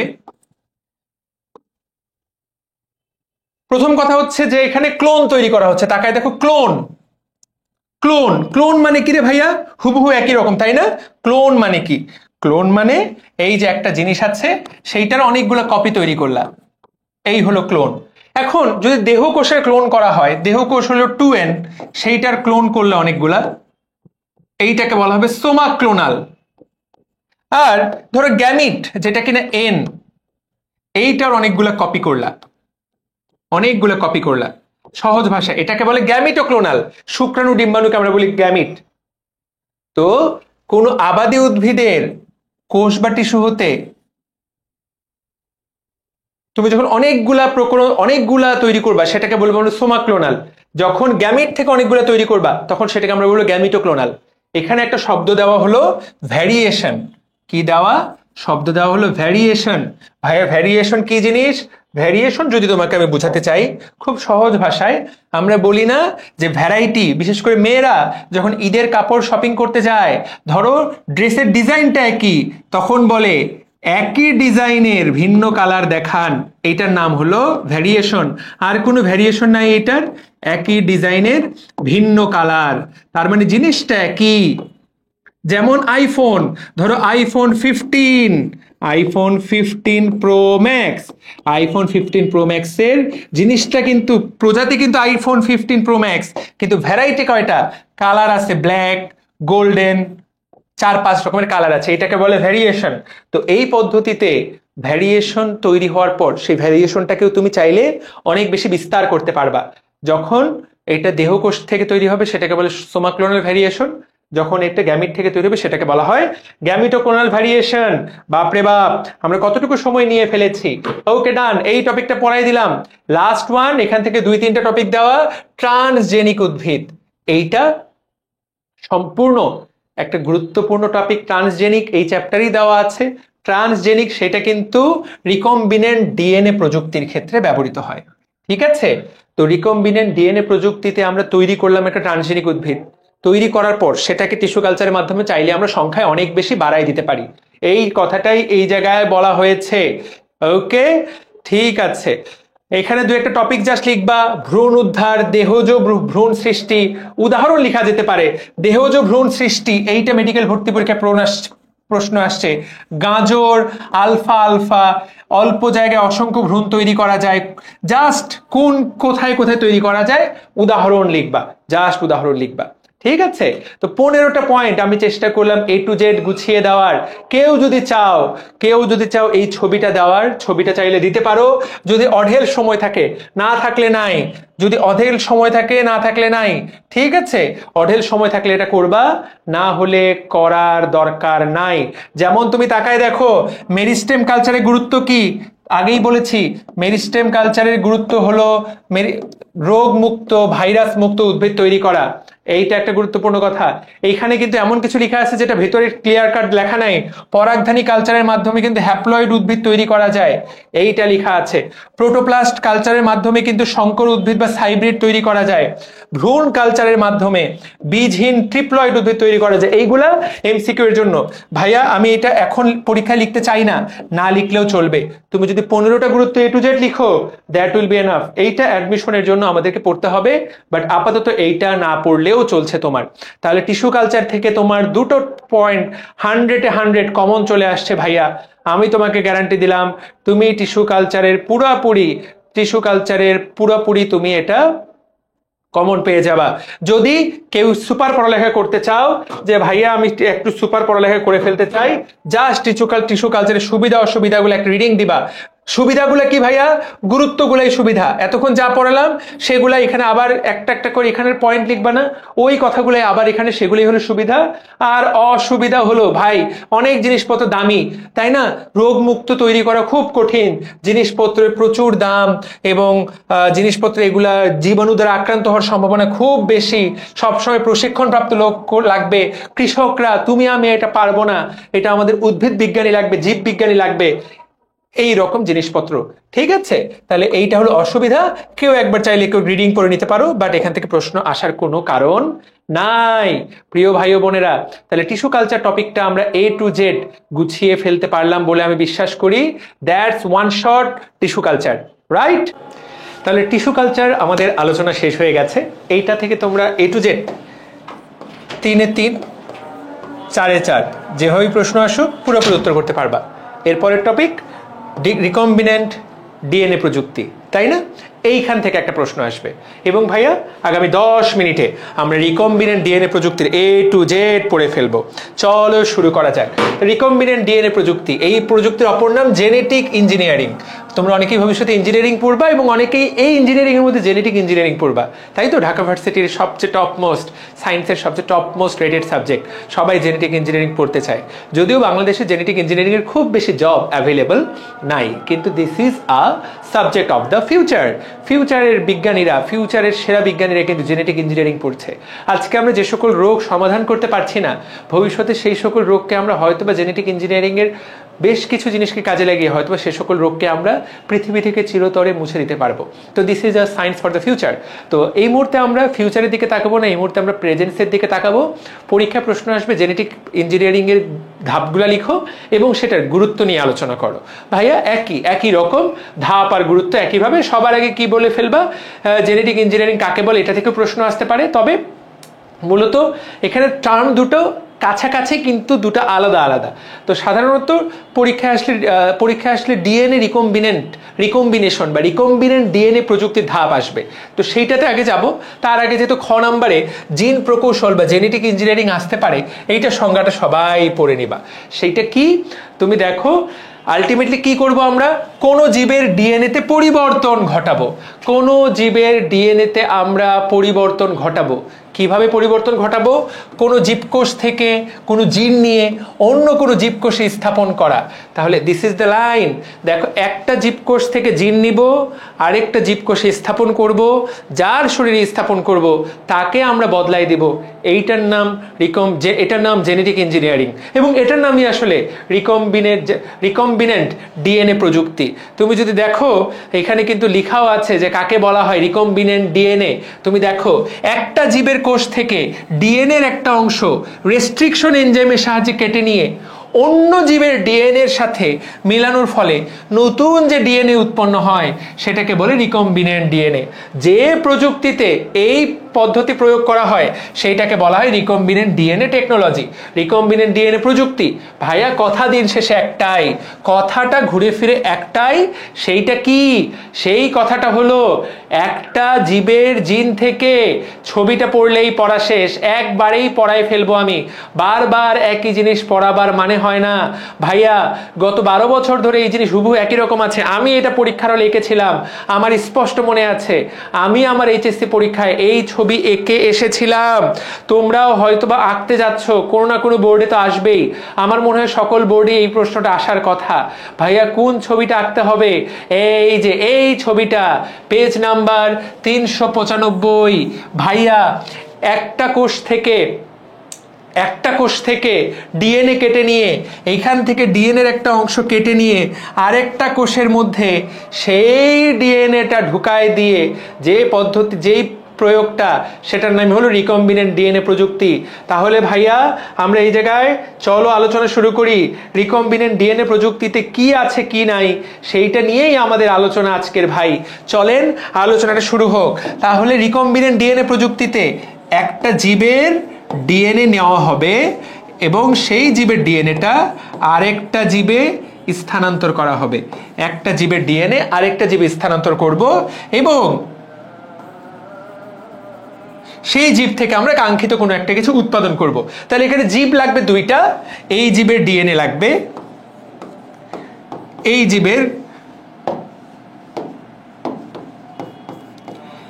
জীবেরও ডিএনএ। তাহলে এই জীবের ডিএনএ এর একটা ছোট্ট অংশ কেটে নিয়ে আমরা এই জীবের ডিএনএ এর সাথে মিলাবো। ফলে নতুন যে ডিএনএটার জন্ম হবে, এই যে ডিএনএটা, এইটার নাম হলো রিকম্বিনেন্ট ডিএনএ। এইটার নাম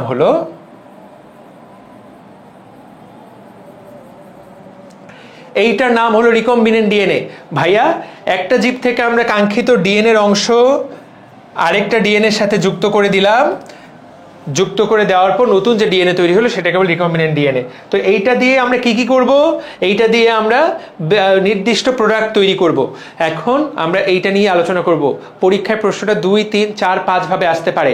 কিরকম ভাবে আসতে পারে? এই প্রশ্নটা পরীক্ষায় একভাবে আসতে পারে, এই প্রশ্নটা এইভাবে আসতে পারে। কিভাবে আসতে পারে এই প্রশ্নটা? ভাইয়া, এই প্রশ্নটা এইভাবে আসতে পারে। নাম্বার 1, রিকম্বিনেন্ট ডিএনএ প্রযুক্তির ধাপ। 2 নাম্বার প্রশ্ন এইভাবে দিতে পারে, ইনসুলিন তৈরি করা হয় কিভাবে সেইটা বলো। আসতে পারে, টিপিএ তৈরি করা হয় কিভাবে সেইটা বলো। রিকম্বিনেন্ট ডিএনএ প্রযুক্তির ধাপ হয় এইভাবে আসবে, না হলে ইনসুলিন দিয়ে আসবে, না হলে টিপিএ দিয়ে আসবে। যে কোনো একভাবে জিনিসটা আসবে। যেভাবেই আসুক তোমার ছবি হবে ভাইয়া এইটা, শুধু এই জায়গার লেখাটা বদলে যাবে, বাকি সব একই রকম থাকবে। শুধু এই জায়গার এই লেখাটা বদলে যাবে, বাকি সব হুবহু একই রকম থাকবে। 2-1টা শব্দ শুধু বদলে যাবে। যেই জিনিসটা তৈরি করতে বলবে সেইটা তুমি তৈরি করবা। ঠিক আছে? রিকম্বিনেন্ট ডিএনএ প্রযুক্তির ধাপ, এইটাই আসলে ধাপের সবচেয়ে সরলতম ভার্সন। আমি জাস্ট বলে দেই, দেখো আমরা এখন যেটা পড়বো রিকম্বিনেন্ট রিকম্বিনেন্ট ডিএনএ প্রযুক্তি ব্যবহার করে মানুষের ইনসুলিন তৈরি করা। আমরা সেইটা পড়বো, সেইটা পড়লে রিকম্বিনেন্ট ডিএনএটা কিভাবে লিখবো সেটাও জেনে যাবা। তো আমরা সবাই জানি মানুষের ইনসুলিন তৈরি হয় অগ্নাশয় থেকে। অগ্নাশয়ের কোন কোষ থেকে? অগ্নাশয়ের আইলেটস অফ ল্যাঙ্গারহ্যান্সের বিটা কোষ থেকে। ওই বিটা কোষের মধ্যে এমন কিছু আছে যেটা বডির পুরো বডিতে অন্য কিছু নাই, অন্য কোথাও নাই। ওই বিটা কোষের মধ্যে এমন একটা ক্রোমোজোম আছে, এমন একটা জিন আছে, যেই জিনের মধ্যে যেই জিন থেকে ইনসুলিন তৈরি হয়। ওই জিনটা যদি তুমি সরায় নাও তাহলে তোমার বডি আর ইনসুলিন তৈরি করতে পারবে না, বা ওই জিনটা যার শরীরে ঢুকাই দিব তার শরীরে ইনসুলিন তৈরি হবে। তাহলে এই কাজটাই আমরা করি। দেখো, মানুষের অগ্নাশয়ের আইলেটস অফ ল্যাঙ্গারহ্যান্স কোষের, মানুষের অগ্নাশয়ের আইলেটস অফ ল্যাঙ্গারহ্যান্স কোষ, এইটা হলো আইলেটস অফ ল্যাঙ্গারহ্যান্স কোষটা। এই কোষের ওই ইনসুলিন তৈরিকারী জিন আমরা কেটে নিব। দেখো, রেস্ট্রিকশন এনজাইমের সাহায্যে মানুষের ডিএনএ থেকে ইনসুলিন তৈরিকারী জিনটা কেটে নিলাম। এই ছবিটা আঁকতে পারবে না, এইরকম মদন আশা করি তুমি না। আশা করি এই জিনিস তুমি সহজে আঁকতে পারবা। এই জিনিস আঁকতে পারছো না এমন করার কথা তোমার না। এইরকম মানুষের কোষ আঁকবা। এই হলো আমাদের নিউক্লিয়াস। এই যে তুমি ডিএনএ, এই জায়গা থেকে ছোট্ট একটা তুমি কেটে নিবা। কোন এনজাইমের সাহায্যে? Restriction enzyme. আশা করি এইটা তুমি জানো। এখন এই যে এইভাবে কাটে লাভ কি? এইটাকে তুমি লাগাবো কোথায়? এইটা আমরা লাগাবো ব্যাকটেরিয়ার প্লাজমিডে। কোন জায়গায় লাগাবো? ব্যাকটেরিয়ার প্লাজমিডে। কোন ব্যাকটেরিয়া? E. coli bacteria. এই ইকোলাই ব্যাকটেরিয়াটাকে কোথায় পাওয়া যাবে? কোলাই মানে কোলন। এইটা মানুষের কোলনের মধ্যে থাকে, মানুষের অন্ত্র, আমাদের নাড়িভুঁড়ির মধ্যে থাকে। এই ব্যাকটেরিয়ার একটা স্পেশাল জিনিস থাকে যার নাম প্লাজমিড। এই প্লাজমিডের মধ্যে আমরা এই জিনিসটা লাগাবো। এখন এইটা লাগাতে হলে ভাইয়া এইখানে দেখো, এই জায়গাটার জন্য তো প্লাজমিডের এই জায়গাটা ফাঁকা করতে হবে, নাহলে এটা কোথায় সেট করবা? তাহলে আমরা আগে প্লাজমিডেরও একটা নির্দিষ্ট জায়গা কেটে ফেলবো। ইনসুলিন জিনের মাপে প্লাজমিডের এই জায়গাটা কেটে ফেললাম। তাহলে প্রথমে আমরা ইনসুলিনের জিনটা কেটে নিলাম, প্লাজমিডেরও ওই জায়গাটা ফাঁকা করলাম ইনসুলিন জিন লাগানোর জন্য। এরপর ভাইয়া এটাকে লাগাই দিলাম কোন এনজাইমের সাহায্যে? লাইগেজ। তাহলে প্রথম ধাপে দুই জায়গায় কাটবো।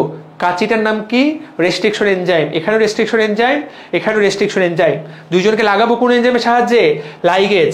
ভাইয়া ছবিটা কম্পাস দিয়ে একবার জাস্ট কম্পাস বসাবা এবং কালার করে দিবা। এটা কালো কালার করে দিবা আর এটা সাদা থাকবে। এদের দুইজনকে জোড়া লাগাই দিলা। এই যে জোড়া লাগানোর ফলে এইটার নামই রিকম্বিনেন্ট ডিএনএ।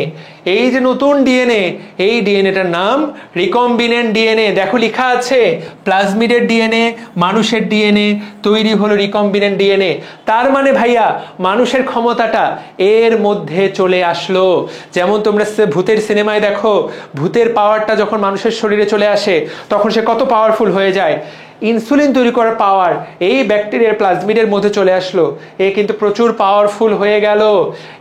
এখন তারপর কি করব? এই প্লাজমিডটাকে ব্যাকটেরিয়া থেকে আমরা বের করে নিছিলাম। তাকায় দেখো, ব্যাকটেরিয়াটা ছবি এই জায়গায় আঁকা আছে, আমরা ওইটাকে বের করে নিয়েছিলাম। দেখো এই যে প্লাজমিডটাকে আমরা বের করে নিয়েছিলাম, আবার ওইটা ব্যাকটেরিয়ার ভিতরে ঢুকাই দিব। কি করব? ব্যাকটেরিয়ার ভিতরে আবার ঢুকাই দিলাম। পরীক্ষায় প্রশ্ন আসবে এই যে আবার ব্যাকটেরিয়ার ভিতরে ঢুকাই দেওয়া, এই পদ্ধতিটার নাম কি? এই পদ্ধতিটার নাম ট্রান্সফরমেশন প্রক্রিয়া। দেখো এইটাকে ইকোলাই ব্যাকটেরিয়ামের ভেতরে ঢুকানো হচ্ছে। তাহলে ঢুকাই দিলাম। দেখো এখন এই ব্যাকটেরিয়াটা হয়ে গেল বাহক ব্যাকটেরিয়াম, জিএম ইকোলাই। আগে ছিল শুধুমাত্র ইকোলাই, আগে এই ব্যাটা ছিল শুধু ইকোলাই, সাধারণ ইকোলাই। এখন কি হয়ে গেল? জিএম মানে কি? জেনারেল ম্যানেজার না, এই জিএম মানে হলো জেনেটিক্যালি মডিফাইড ইকোলাই, কারণ এর জিনটা আমরা মডিফাই করে দিয়েছি। এইটা হয়ে গেল জেনেটিক্যালি মডিফাইড ইকোলাই। তাহলে তোমার পরীক্ষায় কিন্তু প্রশ্ন আসবে জিএম ফসল বলতে কি বোঝো? জেনেটিক্যালি মডিফাইড ফসল, যেই ফসলের ভিতরে ডিএনএটাকে রিকম্বিনেন্ট ডিএনএ প্রযুক্তির সাহায্যে পরিবর্ধন করা হয়েছে বা পরিমার্জন করা হয়েছে, সেইটাকে বলা হয় জিএম ফসল বা জিএম উদ্ভিদ বা জিএম প্রাণী। তাহলে এই ব্যাকটেরিয়াটা হয়ে গেল জিএম প্রাণী। That's it. এইবার এই ব্যাকটেরিয়াটা ও যখন আস্তে আস্তে ওর স্বাভাবিক জীবনযাপনে একটা থেকে দুইটা হবে, দুইটা থেকে চারটা হবে, চারটা থেকে আটটা হবে, বংশ বিস্তার করতে শুরু করবে। প্রত্যেকটা ব্যাকটেরিয়া যদি এক ফোঁটা করেও ইনসুলিন তৈরি করে, কারণ এর মধ্যে ইনসুলিন তৈরি জিন আছে, এই ব্যাকটেরিয়াটা এখন কি তৈরি করতে পারবে? ইনসুলিন তৈরি করতে পারবে। তাহলে প্রত্যেকটা ব্যাকটেরিয়াম এক ফোঁটা করে ইনসুলিন তৈরি করলে দেখো এখানে ফার্মেন্টেশন ট্যাঙ্ক, এই ট্যাঙ্কে ব্যাকটেরিয়াগুলো বংশ বিস্তার করতেছে এবং বংশ বিস্তার করার পর সে আলটিমেটলি ফোটায় ফোটায় ইনসুলিন তৈরি করছে। সেই ইনসুলিনটা আমরা দেখো এই যে একটা সিরাপের বোতলে সংগ্রহ করলাম, সংগ্রহ করে সেইটা বাজারে বিক্রি করা হয়। আমাদের বাবা দাদা চাচা নানা নানি যাদের ডায়াবেটিস আছে তারা কিনে এনে নিজের শরীরে পুশ করে, রোগীর দেহে প্রবেশ, ইনসুলিনের উৎপাদন এবং ব্যবহার। ভাই কথা দিন শেষে এইটাই পানির মতো সহজ। তাহলে ছবি আমরা যখন আঁকবো, মানুষের একটা কোষ, একটা ইকোলাই, কোষ থেকে জিন বের করলা, ইকোলাই থেকে প্লাজমিড বের করলা, দুইটাই কাটলা, কেটে লাগানোর প্রক্রিয়া দেখাইলা, লাগাই দিলা, তাহলে দুইটা পূর্ণ বৃত্ত আঁকলা। তাকায় দেখো, প্রথমে দুটা কোষ, জিন বের করলা, তারপর দুটা পূর্ণ বৃত্ত, ছবিটাকে এইভাবে দেখে নিবা। তারপর আবার ওই ইকোলাই একটা থেকে 5-6টা ইকোলাই আঁকলা, তারপর একটা বোতল, একটা সিরিঞ্জ, এই জিনিস আঁকলেই দিস ইজ হাউ জীব প্রযুক্তির মাধ্যমে ইনসুলিন তৈরির প্রক্রিয়া। এই তো ভাইয়া, এইটা তোমাকে এই ছবিটা একটা পেজ জুড়ে আঁকতে হবে। ভাইয়া এইটা কি ভাইয়া? মানুষের 23 জোড়া ক্রোমোজোম, এইটা তোমার না আঁকলেও চলিবে, এইটার সাথে সম্পর্ক এইটা, এই যে একটা ক্রোমোজোম থেকে তো আমরা কেটে আনি, তো এখানে ওই বুঝাইতে চাইছে যে আমরা ক্রোমোজোম থেকে কেটে আনি। তাহলে প্রিয় ভাই ও বোনেরা, তোমাকে এই প্রসেসটাই তোমাকে লিখতে হবে। ও ভাইয়া আপুটা, এই প্রসেসটা তোমাকে A to Z ছবিটা আঁকতে হবে। এখন এইখানে এই ছবিটা আঁকাটাই হলো এখানকার সবচেয়ে গুরুত্বপূর্ণ। লিখাটা গৌণ, ছবিটাই কিন্তু মুখ্য। যে ছবিটা ফুল এঁকে ফেলবে ঠিক মতো, সে 4-এর মধ্যে ধরে নাও 2.5-3 পেয়ে গেছে। আর বাকি যে পেজ ভরাবে, লিখে ফেলবে, ধাপগুলো আবার লিখবে বাংলায়, সে বাকি 1 মার্ক পাবে। ধরো তোমার হাতে একদম সময় নাই এই প্রশ্নটা লেখার জন্য, সবার শেষে এই প্রশ্নের উত্তর করছো, তাহলে ছবিটা খুব সুন্দর করে দিবা, দেখবা যে অ্যাটলিস্ট 75% মার্ক পেয়ে গেছো। আমি এটা বিশ্বাস করি। ঠিক আছে, তাহলে প্রশ্ন ইনসুলিন তো পড়েই ফেললাম। তো দেখো, ইনসুলিন তৈরির ধাপ, জিন প্রকৌশলের মাধ্যমে মানুষের ইনসুলিন উৎপাদন। ঠিক আছে, ধাপগুলা। ইনসুলিন পাওয়া যায়, তুমি লিখবা ইনসুলিন পাওয়া যায় অগ্নাশয়ের আইলেটস অফ ল্যাঙ্গারহ্যান্সের বিটা কোষের মধ্যে। সেই কোষের কয় নাম্বার ক্রোমোজোমে? সেই কোষের 11 নাম্বার ক্রোমোজোমে। তারপর তাহলে এইটাই লেখা আছে। আবার দেখো, প্রথম কাজ কি? এইখান থেকে খেলাটা শুরু করছিলাম, মনে আছে? ইনসুলিন উৎপাদনকারী প্রথমে তুমি জিন শনাক্ত করবে। এটা কোথায় থাকে রে ভাইয়া? 11 নাম্বার ক্রোমোজোমে। এইটা 11 নাম্বার ক্রোমোজোমে থাকে। দ্যাটস ইট, এর বেশি কিছু জানার দরকার নাই। তারপর তুমি কি ঠিক করবা? বাহক ঠিক করবা। বাহক আমাদের প্লাজমিড, তাই তো? আচ্ছা, বাহক ঠিক করার আগে ওই যে ক্রোমোজোম থেকে জিনটা কেটে নিলা, কোন এনজাইমের সাহায্যে? Restriction enzyme. ভাইয়া বাংলায় যা বলতেছি বা এতক্ষণ যা বলছি তাই এই জায়গায় লেখা, একটা শব্দ নতুন কিছু লেখা নাই। বাহক প্লাজমিড পৃথককরণ, ব্যাকটেরিয়া, ইকোলাই ব্যাকটেরিয়া থেকে তুমি প্লাজমিডটাকে কেটে আলাদা করলা। এরপর প্লাজমিড থেকে ওই অংশটুকু কেটে ফেললা, কিসের মাপে কেটে ফেললা? ইনসুলিন জিনের সমপরিমাণ প্লাজমিড কেটে ফেললা। এরপর দুইটাকে একসাথে লাগাই দিলা। ভাই বাংলা ভাষায় লেখো, লাইগেজ এনজাইমের সাহায্যে লাগাই দিলা। লাগাই দেওয়ার ফলে রিকম্বিনেন্ট ডিএনএ তৈরি হলো। এরপর ওই রিকম্বিনেন্ট ডিএনএটাকে আবার ব্যাকটেরিয়ার শরীরে ঢুকাই দিলা। এই ব্যাকটেরিয়ার শরীরে ঢুকাই দেওয়ার পদ্ধতির নাম কি?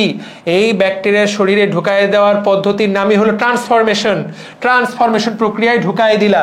প্রথম লাইনটা লিখলেই হবে, এতগুলা কথা না লিখলেও চলবে, কোনো লেখা দরকার নাই, এইটা আসলে লেখা দরকার নাই। যখন ঢুকাই দিলা, ব্যাকটেরিয়াটা জিএমও বা জিএম ইকোলাইতে পরিণত হলো। GM genetically modified, GMO genetically modified organism. তুমি জিএম লিখলেও হবে, জিএমও লিখলেও হবে, যেইটা লিখো সেইটাই। এরপর তুমি ওদেরকে সংখ্যা বৃদ্ধি করতে দিলা। কোথায়? ফার্মেন্টেশন ট্যাঙ্কে। ফার্মেন্টেশন ট্যাঙ্কটা কি? ওই যে একটা কালচার মিডিয়াম, যে এই জায়গায় ব্যাকটেরিয়াগুলো সংখ্যায় বৃদ্ধি হবে। এরপর ফোটায় ফোটায় ইনসুলিন তৈরি হবে। তুমি ইনসুলিন জমা করলা, সেই ইনসুলিনটাকে বিশুদ্ধ করলা, ইনসুলিনটাকে বাজারজাত করলা। যার মাথায় বুদ্ধি আছে সে এইটাকে একদম সুপার লেভেলের পড়া বুঝতে পেরেছে, সে এটা A to Z বুঝতে পেরেছে। হুবহু এই পয়েন্টটাই ইনসুলিন আসলে তুমি এইভাবে লিখবা।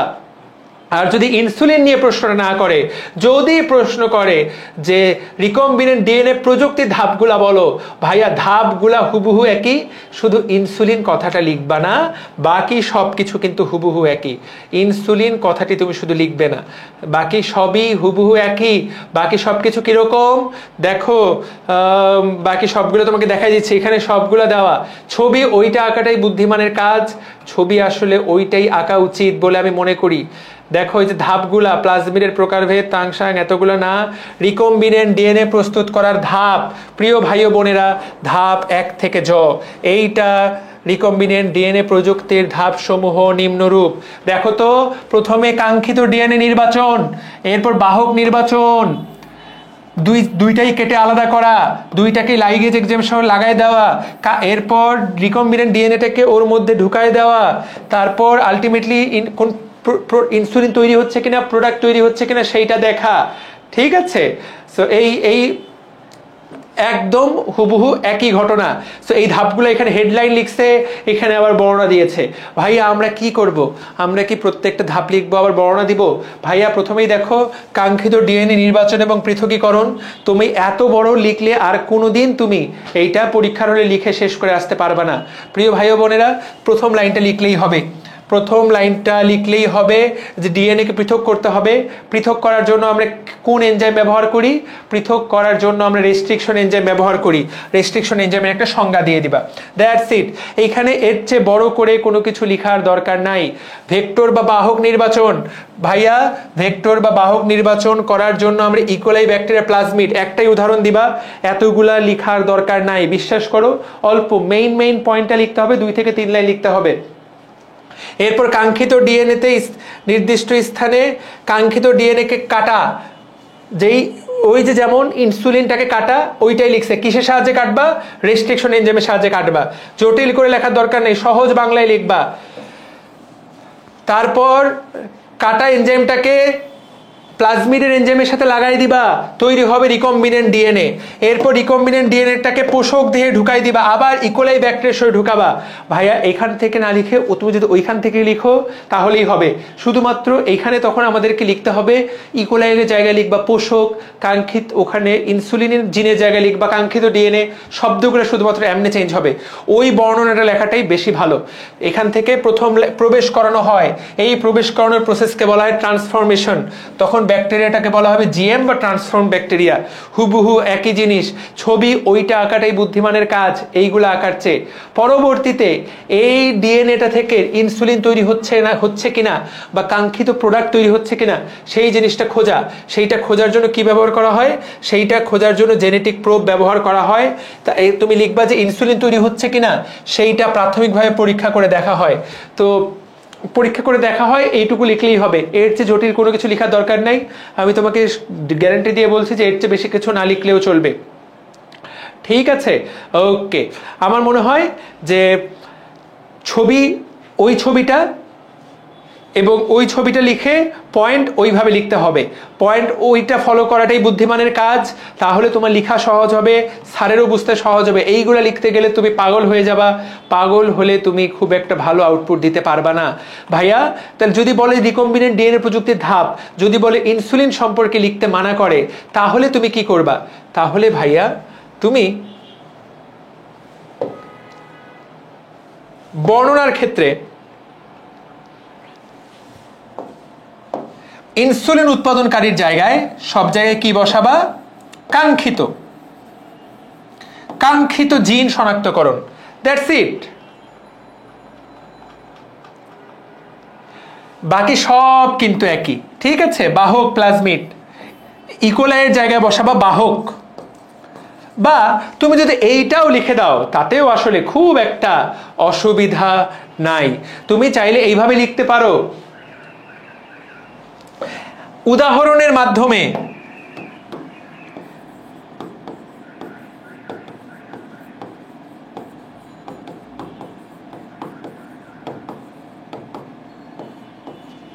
ইনসুলিন তৈরির পদ্ধতি ব্যাখ্যা করার মাধ্যমে আমি রিকম্বিনেন্ট ডিএনএ প্রযুক্তির ধাপগুলো ব্যাখ্যা করছি, দ্যাটস ইট।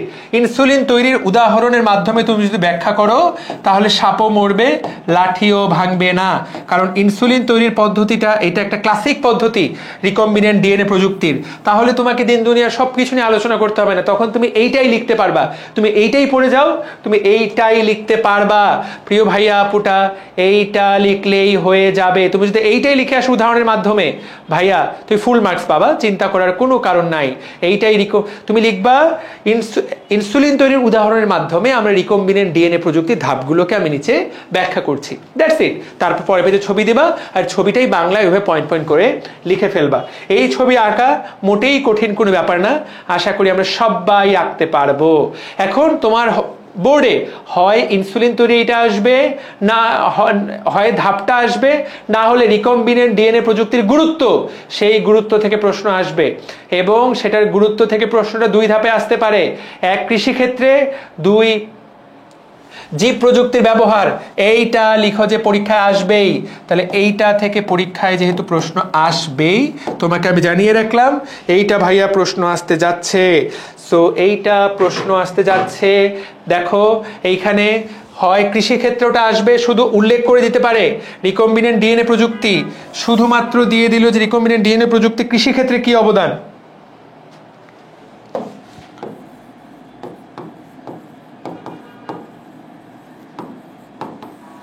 রিকম্বিনেন্ট ডিএনএ প্রযুক্তি দিয়ে দিতে পারে শুধু কৃষিক্ষেত্রে কি অবদান, অথবা চিকিৎসা ক্ষেত্রে, যে কোনো একটা। আর যদি কোনোটাই না দেয় তাহলে তুমি মোটামুটি ধরা সবগুলা রচনা লিখতে হবে একটা, তবে উল্লেখ করে দেওয়ার সম্ভাবনা বেশি।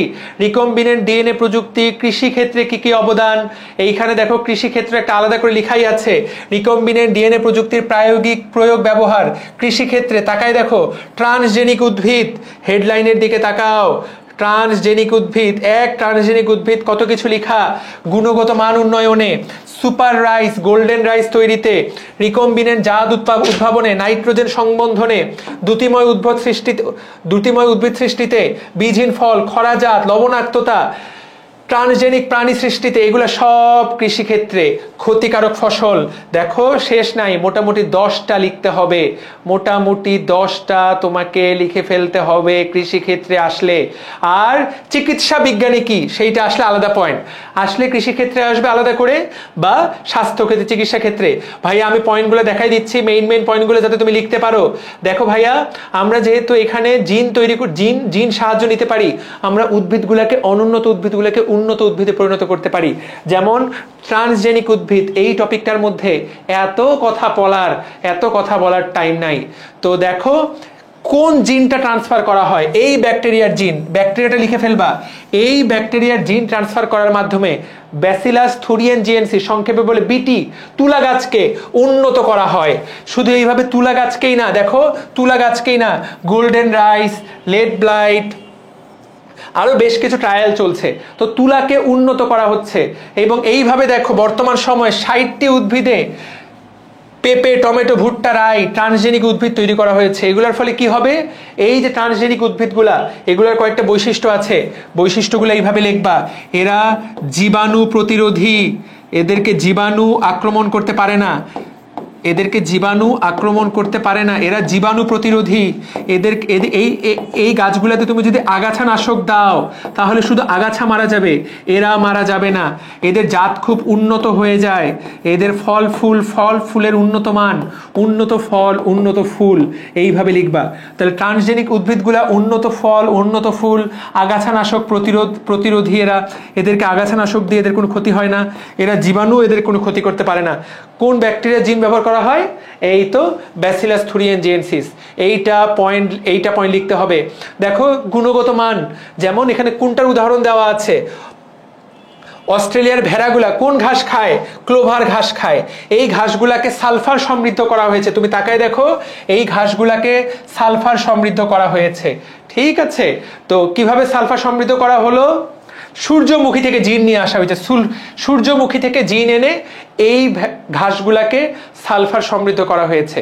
ফলে যখন ভেড়া খাচ্ছে, ভেড়া এই ঘাস খাওয়ার মাধ্যমে সালফার সমৃদ্ধ হয়ে যাচ্ছে। ভেড়াকে আলাদা করে সালফার খাওয়াইতে হচ্ছে না, গাছগুলাকেই আমরা সালফার যুক্ত বানাই দিলাম। দেখা গেল যে আগে ভেড়া যে ঘাসগুলা খাইতো ওই ঘাসগুলোর মধ্যে সালফার ছিল না, এখন আমরা সূর্যমুখী থেকে সালফার তৈরি জিন আনে এই গাছের সাথে মিলাই দিলাম, ওই প্রক্রিয়াতে রিকম্বিনেন্ট ডিএনএ প্রযুক্তি। তাহলে ভেড়ার লোমগুলো এখন উন্নত হয়ে গেল। একইভাবে সুপার রাইস, ভাইয়া ভাতের মধ্যে তো শুধুমাত্র গ্লুকোজ আছে, তাই না, শর্করা। বিজ্ঞানীরা দেখলো যে আমরা যদি ভাতের মধ্যে এমন কিছু দিয়ে দেই যে এটা খেলে রক্ত শূন্যতা দূর হবে, তাহলে দারুণ হয়।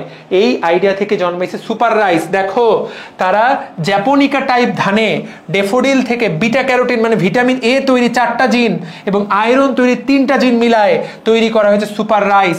এই সুপার রাইস খাইলে ভিটামিন এ এবং আয়রনের, পরীক্ষায় কিন্তু এমসিকিউ চলে গেল, কোন কোন ভিটামিন এ এবং আয়রন তৈরির জিন। পরীক্ষায় প্রশ্ন আসতে পারে ভাতের সুপার রাইসের মধ্যে কোনটা কোনটা থাকে, কোন ভিটামিন থাকে, ভিটামিন এ। কোন মৌলটা থাকে, আয়রনের অভাব পূরণ হবে সুপার রাইস খাইলে। ঠিক আছে, এই যে রোগ প্রতিরোধ ক্ষম জাত উদ্ভাবন, রিডিং দিয়ে দিবা। নাইট্রোজেন সংবন্ধন, নাইট্রোজেন সংবন্ধন কি, যত বেশি নাইট্রোজেন তত বেশি ফুল ফল পাতা তত বেশি ভালো হবে, যাতে উদ্ভিদের মূল অনেক বেশি নাইট্রোজেন সংবন্ধন করতে পারে, সেইটাই এই জায়গায় দেওয়া আছে। তুমি তাকায় দেখো, নাইট্রোজেন সংবন্ধনকারী ব্যাকটেরিয়া থেকে নিভ জিন নিয়ে এসে যাতে অনেক বেশি নাইট্রোজেন গ্রহণ করতে পারে, আমরা উদ্ভিদের এটা ব্যাকটেরিয়ার মধ্যে দিয়ে দেওয়া হয়েছে এবং এই ব্যাকটেরিয়া যখন জমিতে যাবে, জমিতে অনেক বেশি নাইট্রোজেন আসবে, গাছ অনেক ভালো হবে। তো আলটিমেটলি নিভ জিনটা কোথায় ঢুকে দেওয়া হয়েছে, ব্যাকটেরিয়া, ইকোলাই ব্যাকটেরিয়ার শরীরে। এই ব্যাকটেরিয়া জমিতে যদি যায়, জমিতে নাইট্রোজেনের পরিমাণ বাড়ায় দিবে। তারপর দেখো এখানে একটা মজার, তামাক গাছকে জোনাকি পোকার সাথে মিলায় দেওয়া হয়েছে, তামাক প্লাস জোনাকি। তামাক গাছটা এখন জোনাকির মতো এরকম ভুকুত ভাকাত করে জ্বলবে। তুমি তাকায় দেখো, জোনাকি পোকা লুসিফারেজ এনজাইম তৈরি, লুসিফারের যে এনজাইম, এই এনজাইমের ফলেই কিন্তু জোনাকি এরকম আলো দেয়।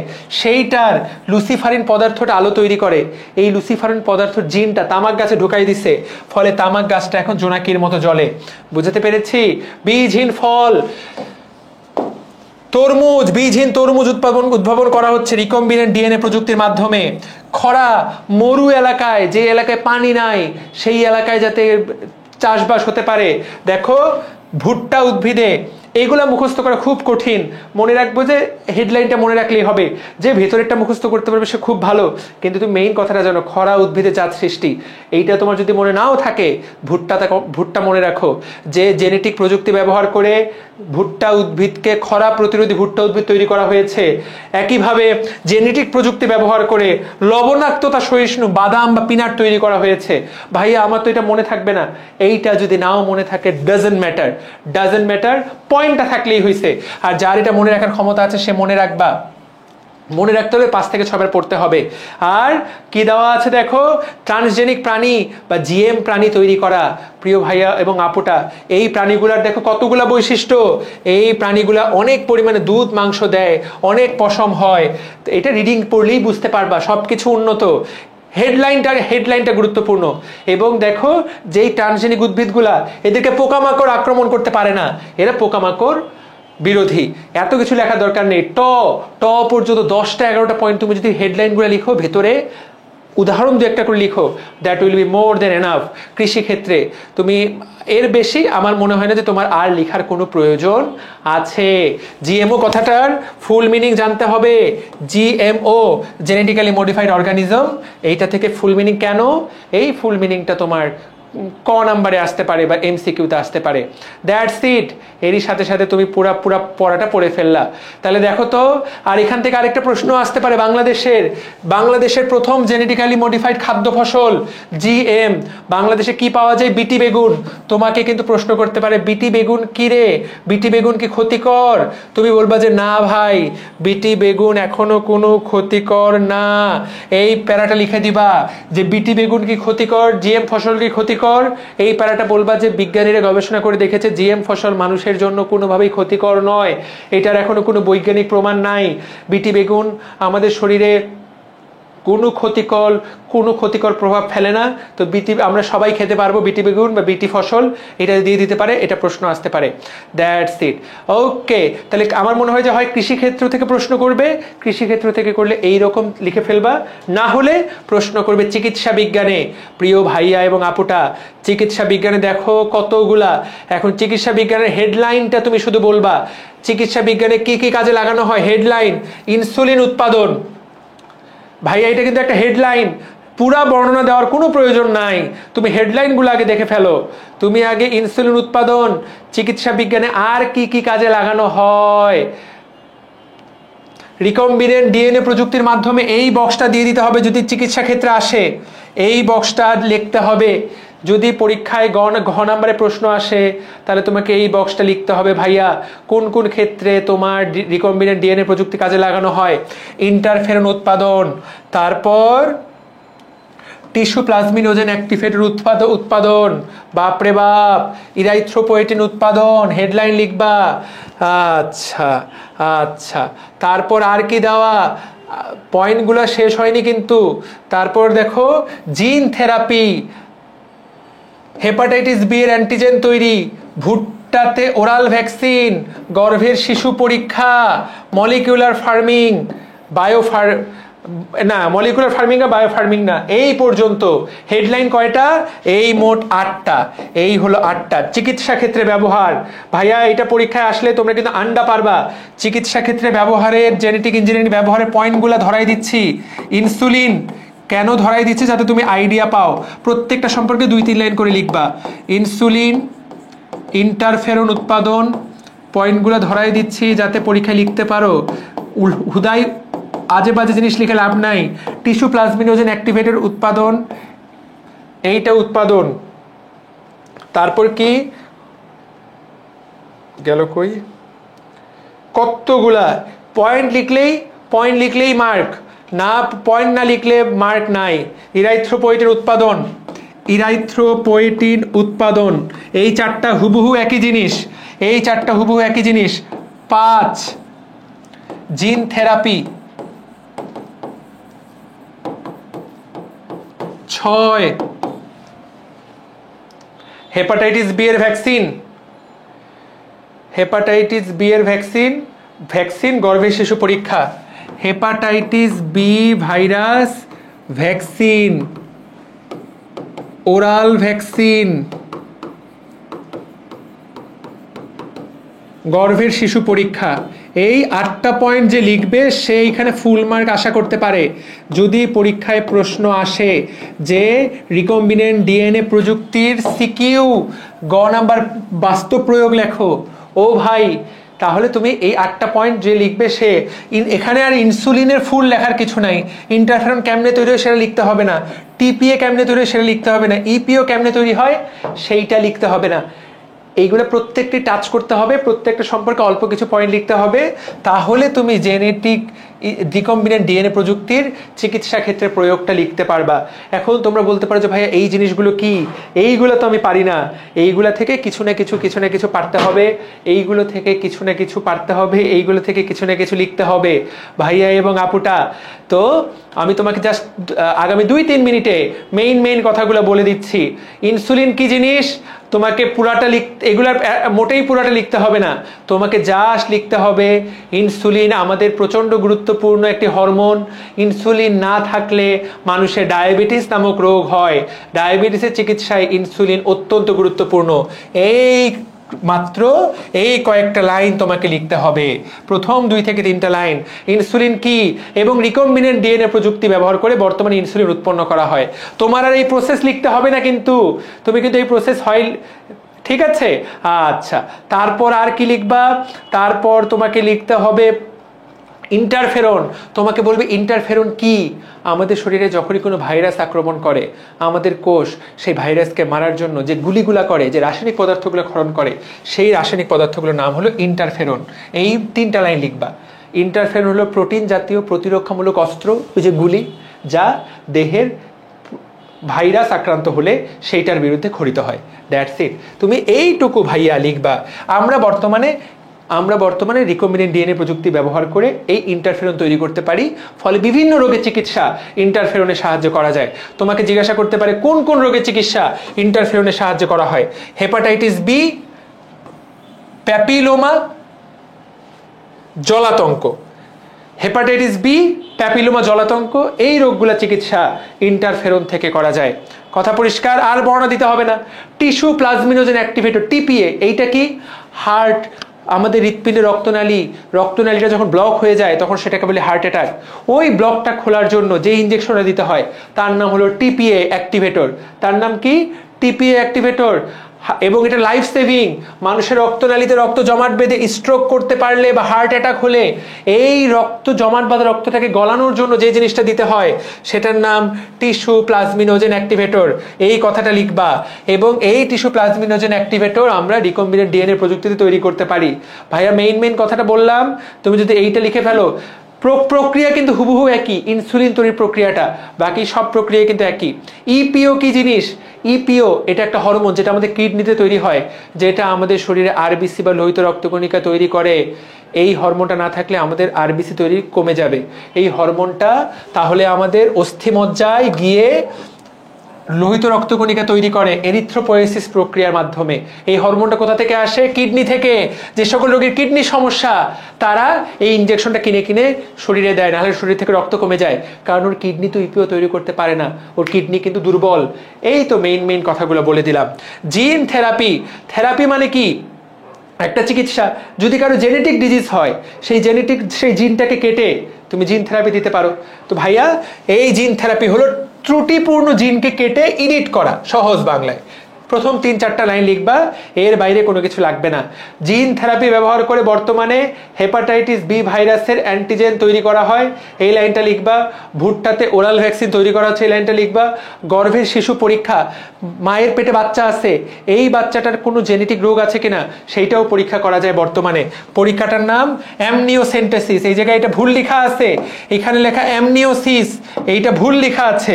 এইটাকে তোমাকে আমি ঠিক করে লিখে দিচ্ছি, সবাই পরীক্ষায় ঠিকটা লিখবা, বইয়ের এই ভুলটা লিখবা না।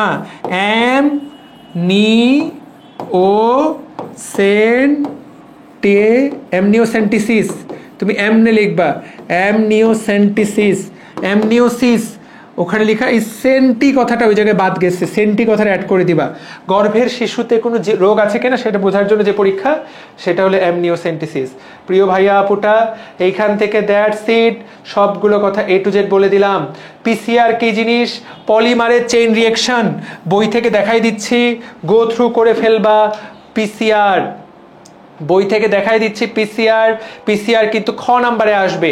যতটুকু পড়াই দিলাম এই চ্যাপ্টারের মোটামুটি পুরোটা গুছায় দেওয়ার চেষ্টা করলাম। 2-1টা খ নাম্বারের, যেহেতু চ্যাপ্টারটা অনেক একটু কঠিন, যারা পড়ো নাই তাদের জন্য, তো যারা পড়েছো তাদের কাছে এগুলো ভাত পানি বলেই মনে হবে, কিন্তু যারা পড়োনি তাদেরকে দেখাই দিচ্ছি পিসিআর কোথায় পাবা। না হলে পরীক্ষায় আকাশ থেকে বলবা যে ভাই পিসিআরটা আবার কি। আমি তো ভিসিআর শুনছিলাম ছোটবেলায়, যেটাতে মানুষ সিনেমা দেখতো। পিসিআর কই থেকে আসলো? তো এই যে ভাইয়া পিসিআর, পলিমারের চেইন রিঅ্যাকশন, এই কয়েকটা পয়েন্ট তুমি যদি পিসিআর সম্পর্কে লেখো, দেখো পিসিআর পলিমারের চেইন রিঅ্যাকশন।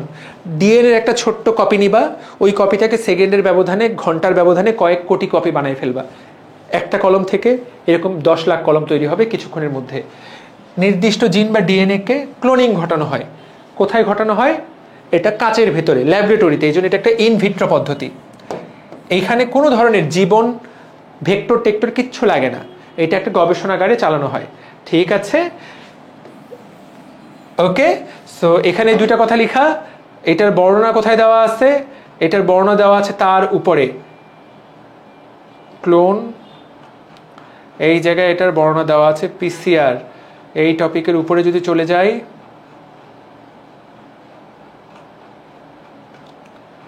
পিসিআর সম্পর্কে পড়ে ফেলতে হবে, এই জায়গায় বর্ণনা দেওয়া নাই।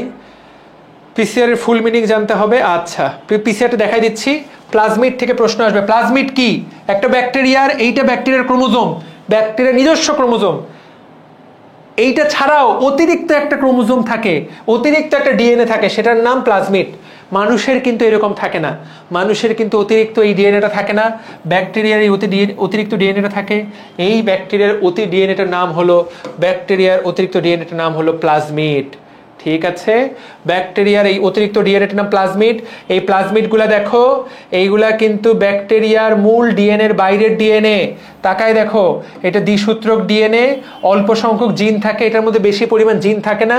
এই জিনগুলো রেস্ট্রিকশন এনজাইমের সাহায্যে কাটা যায়, এবং এই জিনগুলা কিন্তু ভাইয়া স্বাধীনভাবে তারা রেপ্লিকেশন করে, রেপ্লিকেশনের জন্য এরা এর উপরে নির্ভরশীল না, এই কথাটাই বলা হয়েছে। তাহলে দেখো ব্যাকটেরিয়ার মূল ক্রোমোজোম ছাড়া যে এক্সট্রা ডিএনএ থাকে সেটা না প্লাজমিড। এখান থেকে ছোট্ট প্লাজমিড, এটাও কিন্তু শর্ট নোট আসতে পারে, এই শর্ট নোটটা পড়তে হবে। রেস্ট্রিকশন এনজাইম, এই শর্ট নোটটা পড়ে নিবা। রেস্ট্রিকশন এনজাইম মানে কি? যেই এনজাইমের সাহায্যে ডিএনএর কিছু খণ্ডকে কাটা যায় সেটাকে আমি রেস্ট্রিকশন এনজাইম। কয়েকটা উদাহরণ, এখানে কয়েকটা উদাহরণ দেওয়া আছে, সেই উদাহরণ পরের পেজে কয়েকটা উদাহরণ দেওয়া আছে, সেই কয়েকটা উদাহরণের নাম পড়ে নিতে পারো।